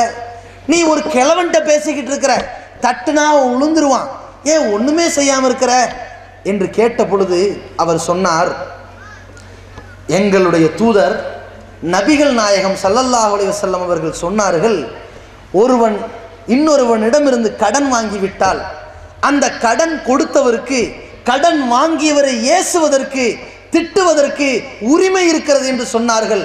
அதனால் நான் சகித்து கொண்டிருக்கின்றேன், இந்த நாட்டில் யாரையும் திரட்டாமல் ஒதுங்கி கொண்டிருக்கிறேன் என்று சொன்னார். இது ஒரு மிகப்பெரிய ஒரு தாக்கத்தை ஏற்படுத்தி, இப்படிப்பட்ட ஒரு தூதரின் வாழ்க்கை, அந்த தூதரின் வாழ்க்கை இவனை எப்படி மாற்றி இருக்கிறது. பரவாயில்லையே, இப்படி ஒரு தூதர் என்ன போதனை செய்தார், எதை கொண்டு வந்து காட்டினார்? எல்லா தூதர்களும் அற்புதங்களை கொண்டு வந்தார்கள். எனக்கு வழங்கப்பட்ட அற்புதம் திருக்குரான் என்று சொன்னார்கள். இதோ திருக்குரானை படிக்க ஆரம்பிப்போம் என்று படித்தார்கள். அப்படி படித்து இறைவனின் கிருபையினால் இந்த நபிகள் நாயகத்தினுடைய ஒரே ஒரு பண்பு இன்னொருவனுடைய வாழ்க்கையில் காட்சியளித்த ஒரே காரணத்தினால் இந்த மர்மர்டூக் பிக்தால் என்பவர் தன்னுடைய பெயரை இஸ்லாத்தின்பால் ஈர்த்து கொண்டு முகம்மது பிக்தாலாக மாற்றிக்கொண்டார். அவர் மாற்றிவிட்டு செய்த புரட்சி என்ன தெரியுமா? இன்றைக்கு உலகளாவிய அளவில் இஸ்லாமியர்கள் ஆங்கில மொழியில் திருக்குரானை படிப்பதற்கு ஏற்றவாறு இந்த திருக்குரானை அரபி புலமையை பெற்றுக்கொண்ட இந்த பிக்தால், இந்த முகமது பிக்தால் இன்றைக்கு ஆங்கிலத்தில் மொழிபெயர்த்து இன்றைக்கு உலகத்தில் லட்சோப லட்ச மக்கள் இவருடைய மொழிபெயர்ப்பை படிக்கக்கூடிய ஒரு புரட்சி ஏற்பட்டிருக்கிறது. ஒருவரை பார்த்து ஒருவருடைய புரட்சி, அந்த ஒருவரை பார்த்து லட்சோப மக்களுக்கு ஏற்பட்டது புரட்சி. பாருங்கள், இது ஒருவரிலிருந்து வந்த புரட்சி அல்ல, அல்லாஹ்வுடைய தூதனுடைய வாழ்க்கை வரலாற்றை சிந்திக்கின்ற பொழுது அள்ளி அள்ளி போடுகிறார்கள். அல்லாஹ் எப்படி இந்த புரட்சியை ஏற்படுத்தலான்னு பாருங்க. அதனால தான் இந்த ஜார்ஜ் பெர்னார்ட் ஷா சொன்னார், இந்த உலகத்தில் இந்த நூற்றாண்டில் ஒரு தூதர், இந்த முகமது மட்டும் இந்த உலக தூதராக வந்துவிட்டால், இருந்திருந்தால் இந்த உலகம் சந்தித்திருக்கிற எல்லா பிரச்சனையும் ஒழித்து கட்டியிருப்பார் என்று சொன்னார். அவ்வளவு பெரிய தாக்கத்தை புரட்டி இருக்கிறது, ஏற்படுத்தி கொடுத்திருக்கிறது. அதனால தான் தி 100 என்ற நூலில் முதலிடத்தில் வைத்தார்கள். எந்த அளவுக்கு தாக்கம்டா, ஆளுங்கட்சிக்கார மாதிரி ஒரு முஸ்லீம் அவரை புகழ்றது மேட்டர் அல்ல, எதிரி புகழ்றான். எப்படி புகழ்றான் தெரியுமா? எதிரி எப்படி கொந்தளிச்சு போய் வைத்திருச்சல்ல புகழ்றாங்க, அவன் வாயிலிருந்து அல்லாஹ் வர வைக்கிறான். எப்படி அல்லாஹ்வுடைய ஒளியை தன் நாவினால் ஊதி அணைக்க நினைச்சானே அந்த காஃபிர்கள், அந்த அமெரிக்க கயவர்கள், இவன் தான் ஒரு பட்டியலை இன்னைக்கு சொல்லியிருக்கிறான். இன்றைக்கு ஒரு 175 கோடி முஸ்லிம்கள் வாழ்ந்து கொண்டிருக்கிறார்கள். இந்த முகம்மதுடைய உன்னதமான வாழ்க்கை, அவர் கொடுத்திருக்கின்ற இந்த திருக்குரான் வசனங்கள், போதனைகள் இன்னும் 20 ஆண்டில் இந்த 700 கோடி மக்களில் என்னுடைய புள்ளி விவரத்தின்படி, இந்த அமெரிக்க புள்ளி விவரத்தின்படி 350 கோடியாக மாறிவிடும் என்று சொல்கிறார். இதுதான் இந்த உலகத்தில் ஒட்டுமொத்த உலகமே திரும்பி பார்க்கின்ற ஒரு புரட்சியை ஏற்படுத்திய உன்னத தூதரின் ஒரு வாழ்க்கை ஏற்படுத்திய தாக்கம். எதிரிகள் எந்த அளவிற்கு பேசுகிறார்கள், இஸ்லாத்தை ஏற்காதவர்கள் எந்த அளவிற்கு மொழிகிறார்கள் என்று பாருங்கள். இன்றைக்கு நாடளவுல உலக அளவுல ஒரு பிரச்சனையாக தாண்டவமாடி கொண்டிருப்பது ஒரு தீண்டாமை. சமீபத்தில் தமிழகத்தில் 2 மிகப்பெரிய கலவரங்கள், துப்பாக்கி சூடுகள், பல உயிர் சேதாரங்கள் நடந்திருப்பதை நீங்கள் பார்த்திருக்கிறீர்கள். பரமக்குடியிலே ஒரு கலவரம், தாழ்த்தப்பட்டவர்கள் உயர்ந்த ஜாதி மக்களாக தாக்கப்படுகிறார்கள். காவல்துறை துப்பாக்கி சூட்டால் கொன்றளிக்கப்படுகிறார்கள். பிறகு தாழ்த்தப்பட்டவர்கள் உயர்ந்தவர்களை தாக்குகிறார்கள். அது தொடர் கலவரமாக வெடிக்கிறது. தர்மபுரியில் ஒரு கலவரம் வெடிக்கிறது. 2 ஜாதி மக்களுக்கு மத்தியில் தாண்டவம் ஆடுகிறது. இதற்கு தீர்வு என்ன? இன்றைக்கு மொழியின் பெயரால் கலவரம், மொழியின் பெயரால் ஒரு தீண்டாமை, இனத்தின் பெயரால் தீண்டாமை, நிறத்தின் பெயரால் தீண்டாமை, ஒரு நாட்டின் பெயரால் தீண்டாமை, ஒரு ஜாதியின் பெயரால் தீண்டாமை. என்ன காரணம்? அந்த தீண்டாமையை ஒழிப்பதற்கு யாராலும் இந்த தத்துவத்தை சொல்ல முடியவில்லை. நபிகள் நாயகம் ஸல்லல்லாஹு அலைஹி வஸல்லம் ஒரு சிறந்த ஆன்மீக தலைவராக, ஒரு ஆட்சி தலைவராக அந்த தத்துவத்தை சொல்லி அதனால் ஒரு சித்தாந்தத்தை புரட்டி மாற்றி இருக்கின்றார்கள். எப்படி என்றால், கருப்பு இன அடிமையாக இருந்த பிலால் ரலியல்லாஹு அவர்களை விடுதலை செய்து அந்த பிலால் ரலியல்லாஹு இறை ஆலயத்தை பாங்கு சொல்லக்கூடிய ஒரு பொறுப்பை கொடுத்து, அப்படி பாங்கு சொல்லுகிற வேளையிலே, மக்களை தொழுகைக்கு அழைக்கின்ற வேளையிலே, குறைசி மக்கள், உயர்ந்த ஜாதியாக தன்னை அகங்காரம் பிடித்து பேசுகிற மக்கள், அஹாதல் அப்துல் அஸ்வதியு அதின், இந்த கருத்த அடிமையா பாங்கு சொல்வது, இந்த கருப்பனா பாங்கு சொல்வது என்று சொல்லி கேவலமாக பேசுகிற பொழுது அல்லாஹ் ஒரு இறைவசனத்தை இறக்குகிறான். இதை நபிகள் நாயகம் ஸல்லல்லாஹு அலைஹி வஸல்லம் அவர்கள் அதை மொழிகிறார்கள். யா அய்யுஹன்னாஸ், மனிதர்களே, இன்னா கலக்னாக்கும் மின் தக்ரிம உன்சா, உங்களை ஒரு ஆண் பெண்ணிலிருந்து படைத்திருக்கிறோம். வஜல்நாக்கும் ஷூபன் வக்கபாயில் லிதஆரஃபு, உங்களை ஒருவர் அறிந்து கொள்வதற்காக பல கிளை கோத்திரமாக உண்டாக்கி இருக்கிறோம். இன்ன அக்ரமக்கும் இன்தல்லாஹி அத்காக்கும், உங்களில் சிறந்தவன் பிறப்பினால் அல்ல, மொழியினால் அல்ல, நிறத்தினால் அல்ல. எதனால்? அல்லாஹ்விடத்தில் நல்லவனாக நடப்பதனால்தான் சிறந்தவனாக முடியும். அதனால உங்களில் எந்த ஏற்றத்தாலும் இருக்கக்கூடாது. இன்னைக்கு நீங்க 700 கோடி, இதுக்கு முன்னாடி ஒரு 1 கோடியா இருந்தீங்க, அதுக்கு முன்னாடி சில லட்சமா இருந்தீங்க, அதுக்கு முன்னாடி சில 1000 இருந்திருப்பீங்க, அதுக்கு முன்னாடி சில 100 இருந்திருப்பீங்க, அதுக்கு முன்னாடி இருந்தது 2 தானே. அந்த ஜோடியில தான் அல்லாஹ் இந்த உலகத்தை உண்டாக்கணும். உன் அப்பனும் என் அப்பனும் ஒன்று என்று அல்லாஹ்வுடைய தூதரவர்கள் உண்டாக்கிட்டு போனாங்க. உண்டாக்குனது மட்டும் இல்லை, மக்கள்கிட்ட அப்படியே அழுத்தமா பதிவு செஞ்சாங்க. தோழர்களே, எனக்கு பின்னால் உங்களுக்கு ஆட்சியாளர்கள் வருவார்கள். இன் அப்தன் ஹபஷியன், அவன் ஒரு அபிசீனிய கருத்த அடிமையாக இருந்தாலும் சரி, அவனுடைய தலைமுடி திராட்சை போன்று சுருங்கி இருந்தாலும் சரி, அவனுக்கு நீங்கள் கட்டுப்பட வேண்டும் என்ற ஒரு சகாப்தத்தை உண்டாக்கிட்டு போனார்கள். எப்படிப்பட்ட சகாப்தம் தெரியுமா? அல்லாஹ்வுடைய தூதரவர்கள் மேராஜுடைய சம்பவத்திற்கு பிறகு, விண்வெளி பயணத்திற்கு பிறகு வந்துவிட்டு சொன்னார்கள், பிலால் அவர்களே, உங்கள் காலடி ஓசையை நான் சுவனத்தில் பார்த்தேன், செவியேற்றேன் என்று சொன்னார்களே, அல்லாஹ் உங்களுடைய நிறத்தை பார்க்கவில்லை, உங்கள் உள்ளத்தை பார்த்திருக்கிறான். எனவே மக்களே, நிறத்தினால் பாகுபாடு கிடையாது, உள்ளத்தில் வைத்து பாருங்கள் என்று சொன்னார்களே, அந்த சித்தாந்தம் இன்றைக்கு 1400 ஆண்டுகளுக்கு மேலாக இன்றைக்கு நம் சமுதாயத்தில் ஒரு ஏற்றத்தாழ்வு இல்லை, ஒரு பிரச்சனை கிடையாது. நிறத்தினாலோ மொழியினாலோ இனத்தினாலோ உயர்வு தாழ்வு ஒன்றும் வரல.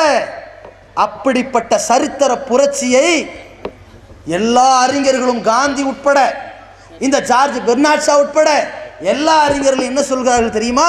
ஒருவர் இந்த உலகத்தில் தத்துவத்தை சொல்லி நிறுத்திக் கொள்வார், ஆனால் தத்துவத்தை சொல்லி அந்த தத்துவத்தினால் பல ஆண்டுகள் ஒருவரால் புரட்சி ஏற்பட்டிருக்கிறது என்றால் அது இந்த மனிதர் முகமதால் தான் என்று சொல்லியிருக்கிறார்.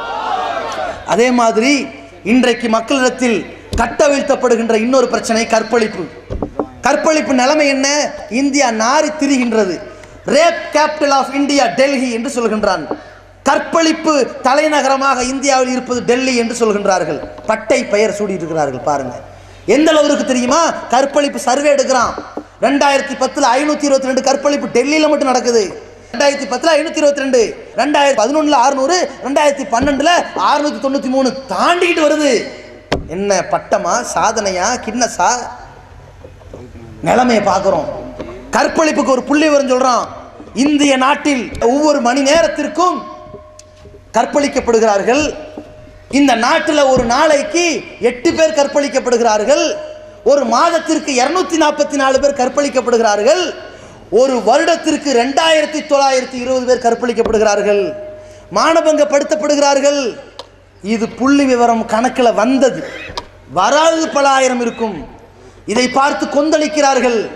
இஸ்லாமிய மார்க்கம் சொல்கிறதே, திருமணம் ஆகாதவன் இந்த விபச்சாரத்தை செய்கிறானா கசையடி கொடு, திருமணம் ஆனவன் விபச்சாரம் செய்கிறானா, கற்பழிப்புங்கிறது விரும்பத்தகாத செயல், விரும்பி செய்கிற விபச்சாரத்துக்கு இஸ்லாம் சொல்லுது.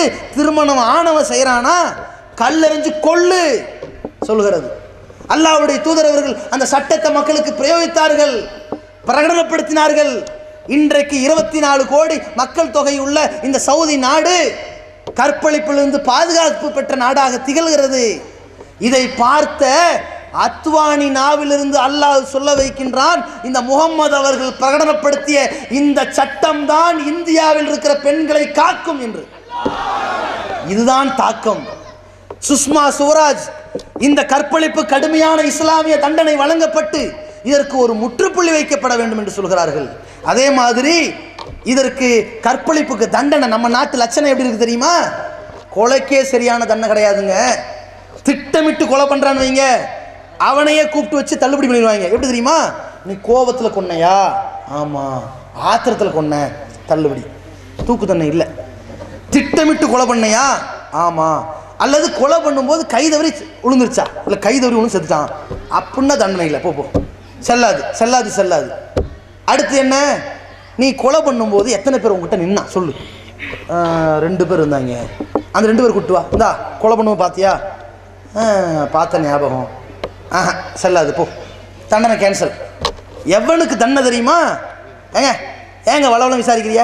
நான் தான் கொலை பண்ணேன், எனக்கு ஆத்திரம் வந்துருச்சு, நான் திட்டமிட்டு தான் கொலை பண்ணேன், அறிவிச்சுட்டு தான் கொலை பண்ணேன், உன்னை கொன்று வேண்டான்னு சொல்லி தான் கொன்னேன், தூக்குதை நான் கொடுங்க அப்படிங்கிறான் என்றால் இவருக்கு நீதிபதி விரும்பினால் தூக்கு தானே கொடுக்கலாம். இதுதான் நம்ம நாடு, புரிஞ்சுங்களா? இதுதான் நம்ம நாட்டு லட்சணம். அப்படி நீதிபதி கொடுத்துட்டால் கருணை மனு யாருக்கு? நம்ம நாட்டின் முதல் குடிமகனுக்கு போயிடும். அந்த குடிகார மகனுக்கு போயிருமா? இவர் என்ன செய்வார்? யாரு? கொலை செய்யப்பட்டவனுடைய அப்பா இல்லை, மகன் இல்லை, இந்த குடிமகன் என்ன செய்வார்? பாப்பார். பாவம், இவன் யார்? கொலைகார பையன், பாவம், நாட்டின் பிரதமருக்கு தானே குண்டு வச்சான், சரி தள்ளுபடி. நிலைமை நம்ம நாடு. இன்னைக்கு முடியுமா சவுதியில் இப்படி தள்ளுபடி பண்ண முடியுமா? ஒன்றும் முடியாது. நபிகள் நாயகம் ஸல்லல்லாஹு அலைஹி வஸல்லம் உண்டாக்கி கொடுத்திருக்கிறார்கள், இந்த தத்துவத்தை உலகத்துக்கு போதிச்சிருக்கிறாங்க. அந்த தண்டனை எந்த அளவு இருக்குன்னா இன்னைக்கு யோசிச்சுக்கிட்டு இருக்கிறாங்க, எவ்வளோ கேவலமான நிலையில நம்ம நாடு போய்கிட்டு இருக்குதுன்னா, இந்த 6 பேர் சேர்ந்து ஒரு பெண்ணை கற்பழிச்சான்ல, அந்த கொடூரமான முறையில் கற்பழிச்சவனை தண்டிக்க போறாங்க. இதில் 5 பேர் பிடிச்சி உள்ள வச்சுட்டான் சிறையில். ஒருத்தன் அவன்தான் 17 வயசு பையன். அந்த பையன் அந்த பெண்ணை 2 முறை பாலியல் பலாத்காரம் செய்தவன், கற்பழித்தவன். இவனுக்கு தான் ஒரு படி மேலே தண்டனை கொடுக்கணும். நாடே கொந்தளிச்சு ஆர்ப்பாட்டம் பண்ணிக்கிட்டு இருக்கிறாங்களா? இந்த நேரத்தில் அரசாங்கத்தில் இருக்கிற சட்டம் என்ன தெரியுமா? இவர் 17 வயசு இருப்பதால் இவர் ஒரு சிறுவர். யாரு 2 தடவை மாறி மாறி கற்பழிச்சான், யார்? குழந்தை. அதனால் அவனுக்கு என்ன தண்டனை கொடுக்கக்கூடாது. இவனுக்கு 17 வயசு என்பதால் சீர்திருத்த பள்ளியில் அடைக்க வேண்டும்.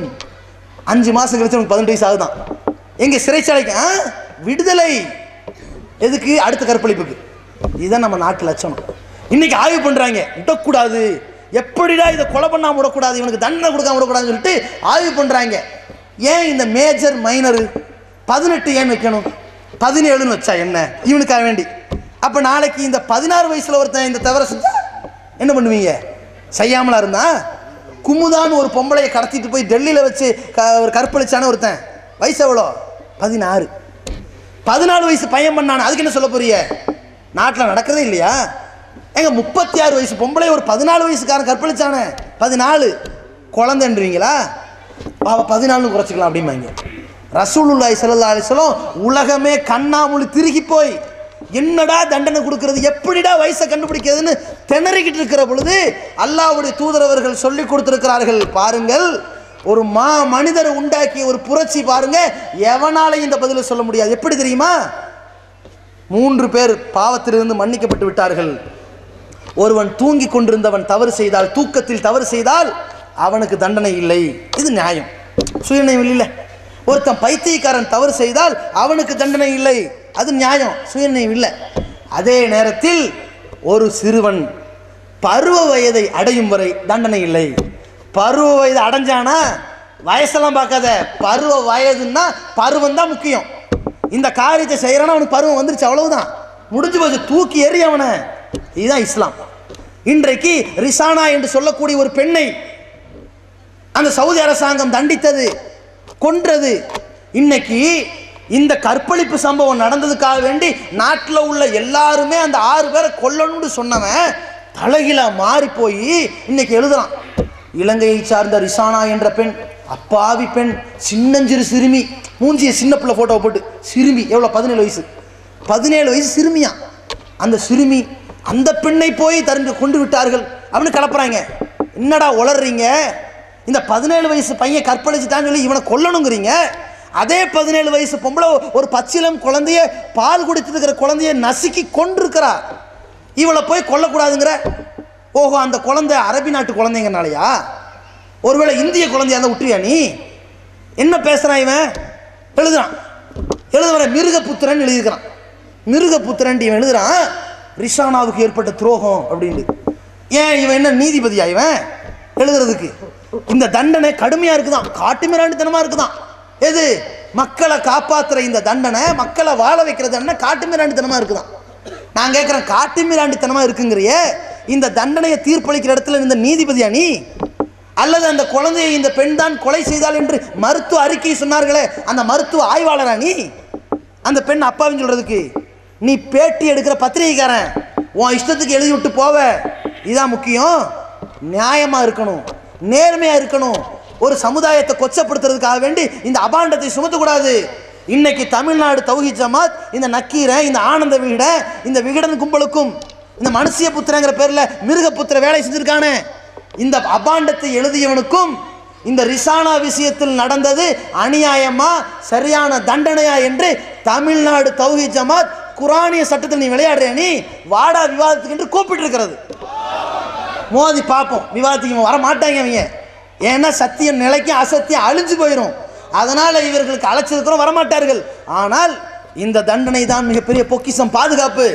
அதே நேரத்தில் பாருங்க, ஆண்கள் தான் கற்பழிப்பு காரணம்னா அவனுக்கு தண்டனை கொடுக்கணும், அவனுக்கு கடுமையான தண்டனை கொடுக்கணும்னு சொல்லி நபி ஸல்லல்லாஹு அலைஹி வஸல்லம் சொன்னதை இன்றைக்கு எதிரிகள் பிரதிபலித்தார்கள். இன்னொரு விஷயம் என்ன தெரியுமா? இந்த பெண்களும் இந்த கற்பழிப்பு காரணியா இருக்கிறாங்க, இவங்க அரைகுறை ஆடை தான் இதுக்கு காரணம்னு அதையும் எடுக்கிறார்கள். அது நியாயம்தான். பெண் விஷயத்திலும் இஸ்லாம் சொல்கிறது. நபிகள் நாயகம் ஸல்லல்லாஹு அலைஹி வஸல்லம் சொல்றாங்க, அல்லாஹ்வுடைய தூதர் அவர்கள் சொல்லி கொடுத்திருக்கிற ஒரு தத்துவம் தான் அது. பெண் அடிமை அல்ல, பெண்ணை கொத்தடிமை ஆக்குவதல்ல. உங்கள் முகத்தையும் கை மணிக்கட்டையும் தவிர மற்ற அனைத்தையும் மறைத்திருங்கள். மெல்லிய ஆடை வேண்டாம், இறுக்கமான ஆடை வேண்டாம், ஆடை இருந்தும் நிர்வாணமாக இருக்கிறது வேண்டாம், ஒழுக்கமாக இருங்கள் என்று நபி ஸல்லல்லாஹு அலைஹி வஸல்லம் உண்டாக்கிய சமுதாய புரட்சியின் காரணமாக இன்றைக்கு எதிரிகள் சொல்லுகிறார்கள், இதுதான் அல்லாஹ்வுடைய தூதர் அவர்கள் உலகமே திரும்பி பார்க்கும் வகையில் ஏற்படுத்தி இருக்கிற ஒரு தாக்கம். எந்த அளவுக்குன்னா, ஒரு செய்தியை சொல்லி முடிச்சிடுறேன்.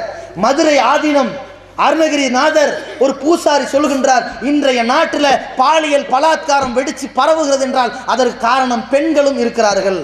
அவர்கள் தங்களுடைய ஆடைகளை முஸ்லிம்கள் அணிந்திருப்பது போல முகமும் கையையும் தவிர அனைத்தையும் போத்தி நடந்தால் ஒரு பிரச்சனையும் வராது. இது தமிழ்நாட்டு பெண்களெல்லாம் இப்படி பருதா அணிய வேண்டும், இந்திய பெண்களெல்லாம் அணிய வேண்டும் என்று அல்லாஹ் ரப்புல் ஆலமீன் இந்த முகம்மதுடைய உன்னத வழிமுறையை ஆதீனத்தின் வாயில் மொழிய வைத்திருக்கின்றான். அதே போல அமெரிக்காவில் ஆய்வு செய்கிறார்கள். அமெரிக்காவின் கலாச்சார சீரியல் என்ன தெரியுமா? நம்ம நாட்டில் சில வண்டி ஓடும், ஆம்புலன்ஸ் ஓடும் கேள்விப்பட்டிருப்பீங்க, ஃபயர் சர்வீஸ் வண்டி ஓடும் கேள்விப்பட்டிருப்பீங்க, கொசு மருந்துக்கு வண்டி ஓடும் கேள்விப்பட்டிருப்பீங்க. அமெரிக்காவுடைய கலாச்சார சீரியல் என்ன தெரியுமா? அப்பன் யாரான்னு கண்டுபிடிக்கிற வண்டி ஓடும். குழந்தை பிறந்துருச்சு, இதுக்கு அப்பன் யாரு, இவனா இருப்பானோ, ஊசியை போட்டு பார்ப்போம் செக் பண்ணி, இவனா இருப்பானோ. இந்த நிலைமையில அப்பன் பேர் தெரியாமல் திரியறது தான் இந்த அமெரிக்கா. இவன் இந்த பாதிப்பை தெரிஞ்சுக்கிட்டு 8 வருஷமா ஒரு ஆய்வு எடுத்திருக்கிறான்.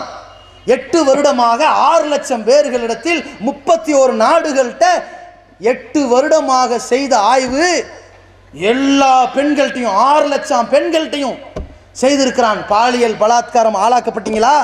திருமணத்திற்கு முன்னாடி தவறான உறவுக்கு போனீங்களா? போனோம், பட்டியல் எடுக்கிறான். எடுத்து அறிவிக்கின்றான், இந்த உலகத்தில் மிக மிக பாதுகாப்பாக இருக்கின்றது ஒரு கூட்டம் என்று சொல்ல வந்தால், மிக மிக எய்ட்ஸ் நோயிலிருந்து தற்காத்து கொண்டிருக்கிற ஒரு கூட்டம் இருக்கிறது என்று சொல்ல வந்தால், இந்த உலகத்தில் எந்தவித கற்புக்கும் பிரச்சனை இல்லாமல் நிம்மதியாக வாழ்கிறார்கள் ஒரு கூட்டம் என்று சொல்வதென்றால் அது இந்த முகம்மது நபியை பின்பற்றுகிற முஸ்லிம்கள் என்று சொல்கிறார்கள். ஒட்டுமொத்த அமெரிக்காவும் யாரை இழிவுபடுத்த நினைத்தார்களோ அவர்கள் நாவிலிருந்து அல்லாஹ் கொண்டு வந்தான். அதே போல இன்றைக்கு RSS தலைவர் மோகன் பகவத் சொல்கிறார், இஸ்லாம் இப்படி குடும்ப உறவு வச்சிருக்குது பார்த்தீங்களா, எப்படி கட்டுக்கோப்பா இருக்காங்க பார்த்தீங்களா, அவங்க மனைவி வீட்டில் இருக்கிறா, கணவன் சம்பாதிக்கிறான், இவன் சம்பாதிதான் குடும்பம் நடக்குது.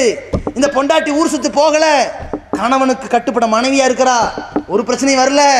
அந்த குடும்ப உறவு எல்லா பெண்கள்கிட்ட இருந்தால்தான் இந்த பாலியல் பலாத்காரம் நடக்காது என்று முகமது ஸல்லல்லாஹு அலைஹி வஸல்லம் அவர்கள் இந்த மாமனிதர் சொல்லிக் கொடுத்த இந்த தத்துவத்தை இன்றைக்கு உலகமே தன்னுடைய வாயிலிருந்து மொழிகின்ற ஒரு புரட்சி ஏற்பட்டிருக்கிறது.